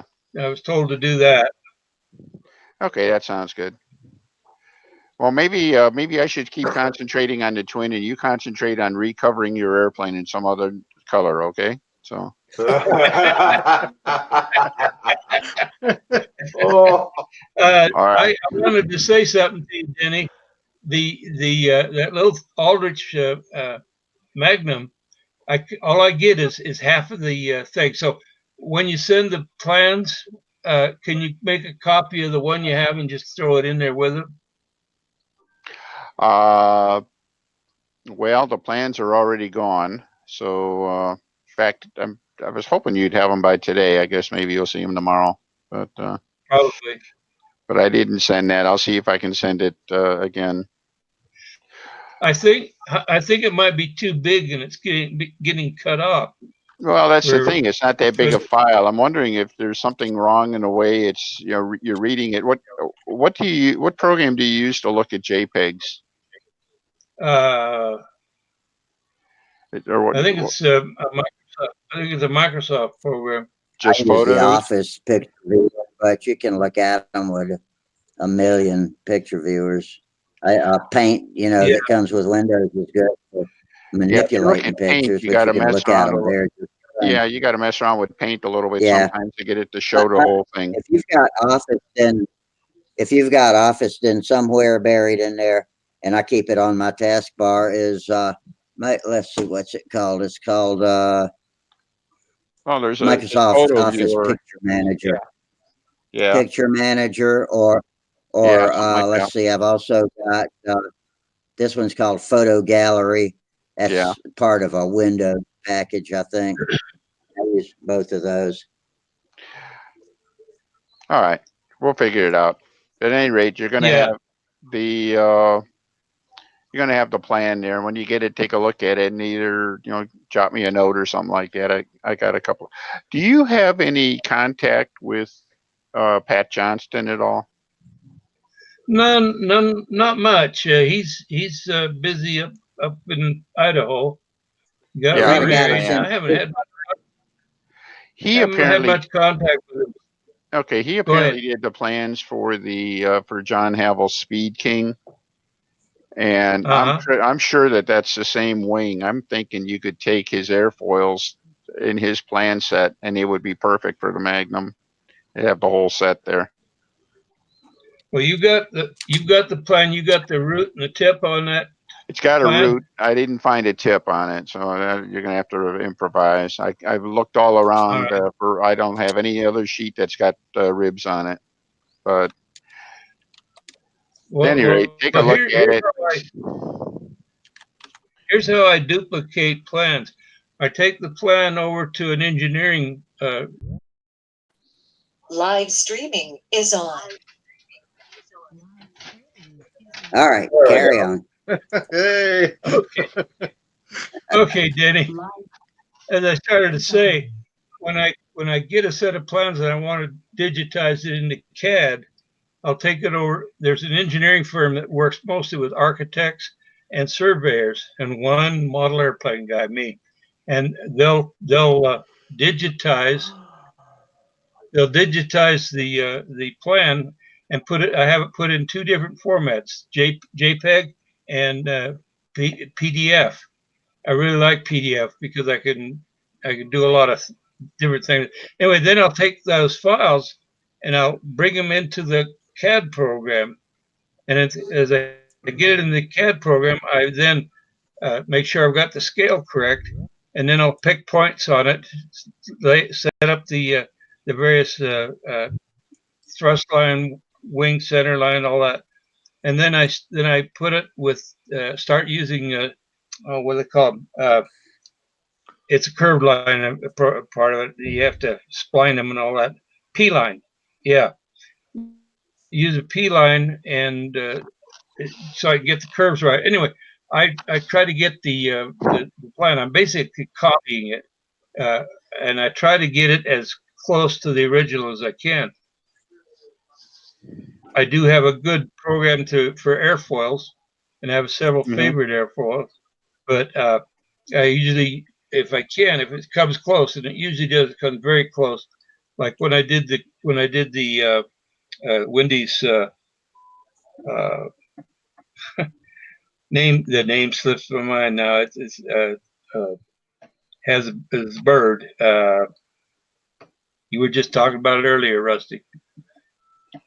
What, the tribute? Anyway, when I did that one, uh, I had to really take a long time playing with it because they had no airfoil in the library that was really close, so I had to do a lot of modification. But I got it within a line width on there, and that's what I try to do, get as accurate as I can, and then the program I can lay out the wing. I could lay it out in 3D if I want, but I can lay it out and get all the spacings and put if I need extra ribs like underneath the leading edge. How you doing? And and anyway, so that's how we do it here. So if that plan is very close or is the Magnum, we can get it pretty darn accurate. Yeah, I would think if you started with basically a nobler class section and then just sized it, for all the rib positions, you'd be in good. You're going to score a 99 on the authenticity test. So. Mm-hmm.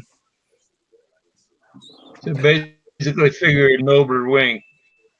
Yeah, it was a George Aldridge design, the same area, 1962. Yeah. And an Nobler was king of the hill there. He wouldn't have changed it very much without compelling reason. So. Yeah, he used a 4-digit airfoil. Yeah, on he the used to Nobler. be right. So that's Hey, easy guys, then. That's I'm good. out of here. It's been fun, and I'll see everybody Monday. We put you to sleep. We put you to sleep, didn't we? No, I'm just tired. I've been up since about 7:30 this morning, and it's getting to me. Yeah. I want to get up before too late tomorrow morning too, so we're not going to be here much longer. Okay. Well, Yeah, Take I it did easy. want to say thanks to Tom too. We exchanged some notes here. Found out he's a former Hoosier and all that kind of stuff. So that's cool. So. I was born in Indiana. Yeah, so that's why I understand when he speaks we speak a common language here. So. No. I mean, not Michigan, but I'm transported to Hoosier land here. So I guess I lived in Indiana longer than I lived in Michigan. So what the heck? Yeah, I used to on earlier back in the earlier days of doing the show. I used to occasionally do "What did you learn tonight?" to everybody before they checked out for the evening. So I won't put you on the spot tonight, though. But beware, I might do that. So let's try to. All right. You know what? I would like to learn more about your building thing, your building program and stuff. Maybe we could revisit that Monday night or something like that. I think that's a great idea. Yeah. Okay. That would be another way of getting around it. Everybody custom, call it the custom cardinal. I already know what I want to do to mine. So A lot of what y'all were talking about doing was outside over. Don't kick me out. Uh-oh. You just stopped. Yeah. No. Yeah, you stopped, Rusty. I guess we got to come back Monday and see how he finishes the sentence, huh? Oh, he'll be back. You got lots of time to think about it. Yeah. I guess so. All right, guys. See you Monday. All See right, you Monday, Steve. Steve. Take care. Yep. Steve. Bye. Bye, guys. I'll see y'all later then. Yeah. You're taking off too? All right. No, I'll stick around if you want to stick around. Yeah. Okay. It's only We'll stick 12 to around. 11 here. We'll stick around at least till Rusty gets Yeah, back. Steven just showed up and we're all going to bail out on him, Yeah, thanks a lot, man. Appreciate it. No problem. How you doing, Steven? Doing well. Good. Doing good. All right. Dennis, I have a question for you. Doing good. Yeah. Okay, now you and your dad used a lot of OS 35s back in the day. Indeed we did. What is the fuel combination that works good in them? Always use K&B 100. Okay. And as near as I can tell, K&B 100 was something like 7% nitro, about 18% castor, and the rest methanol. Okay, 7 nitro. Yeah. And since then, I've used up to 10% on a couple of them. They seem to run pretty good on that. So 10% nitro I ran 1022 GMA. you go past 10% on an OS, all you're burning is money. Okay. How about? But I ran that 10% 1022 GMA on those. They ran pretty well with them. 1022? 1022 GMA ran really well with it. What kind of oil? From Power Master, the 1022 from Power Master. What is it? I don't know what their synthetic oil is. Is it 1111 or is it? It's 1111. Yeah.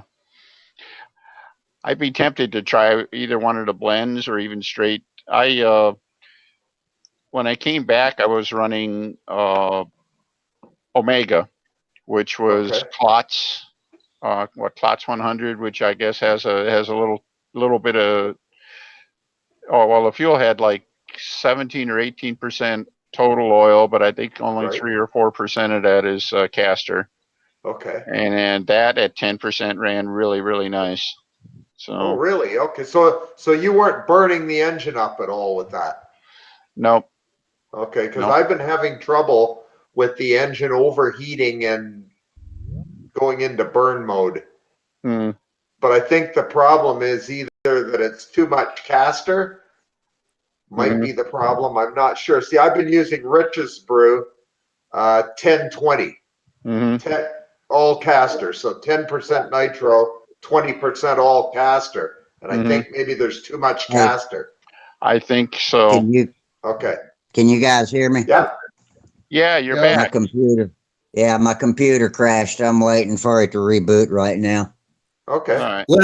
Len, if you're doing that, that's too much castor. Okay, that's what the problem is then. You're running way too. You're killing the water that way. You're just gunking it up and heating it up.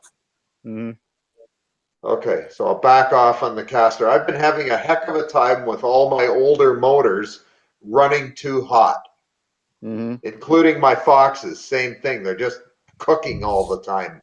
So I think they're cooking. That's the caster just heating up and just boiling on it and caking it. You got a lot of it's starting to really tarnish and get really brown on the casing. Well, I haven't run it enough to find out. I haven't run enough of it to make that become a problem, and I don't want to. That's why I'm asking, because something's changed in the fuel, and I don't know what it is, and that's why I'm trying to figure it out. Is the fuel old? No. All right. No. I See, was going to say the only other trouble I ever had with fuel running hot, seemingly good fuel running hot, is sometimes it'll pick up some water. Okay.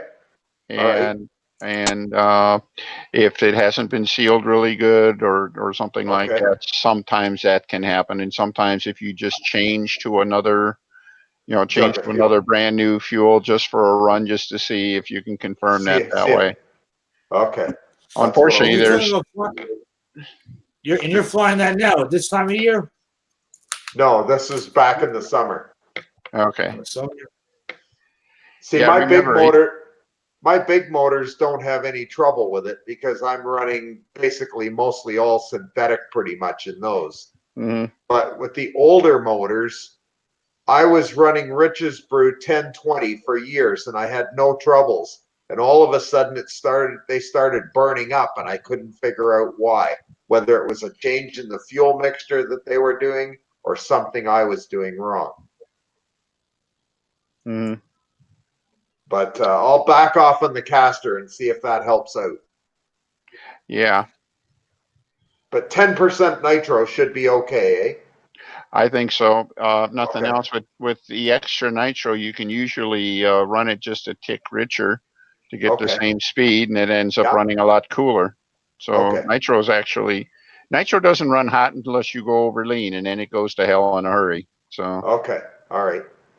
Okay, so I'm just going to back off on the caster, and that's what it is. I've been what I've been doing, because these are older motors, is adding more caster, thinking that was going to solve the problem, and it's not. No, I don't. I think that's the wrong way to go. So okay, no, so caster just lubricates. Okay, so I'm going to back off on the caster, leave it at 10% nitro, and see what that does. I think that's the plan. Okay. Yeah. Thank you. Doesn't some of that oil? What's the altitude, Lynn, that you're at? I don't know. I couldn't tell you. Probably same. I don't know. I'm not sure what it is. I'd have to look. I'd have to check into it. So some of the heat is taken out of the engine by the oil, But if you got too much oil, obviously it's not good. Yeah, I'm pretty sure I've got too much oil. So I'm going to back off because I was at 20 and it was overheating. And I was thinking, oh, I got to add more caster to get it to run cooler. That was the mistake I made. You weren't running any synthetic? No, all caster. Yeah, I like that 11-11 blend. I run my OS35S on that. Okay, so I'm 10%. 10% with Yeah. 1111. I'm going to try that in the spring and see how it works. I bet you anything it works a lot better. Yeah. I think that sounds like a really good plan to go with that. So with the Foxes, is that a different story? With them, you run more I would run them on the same thing.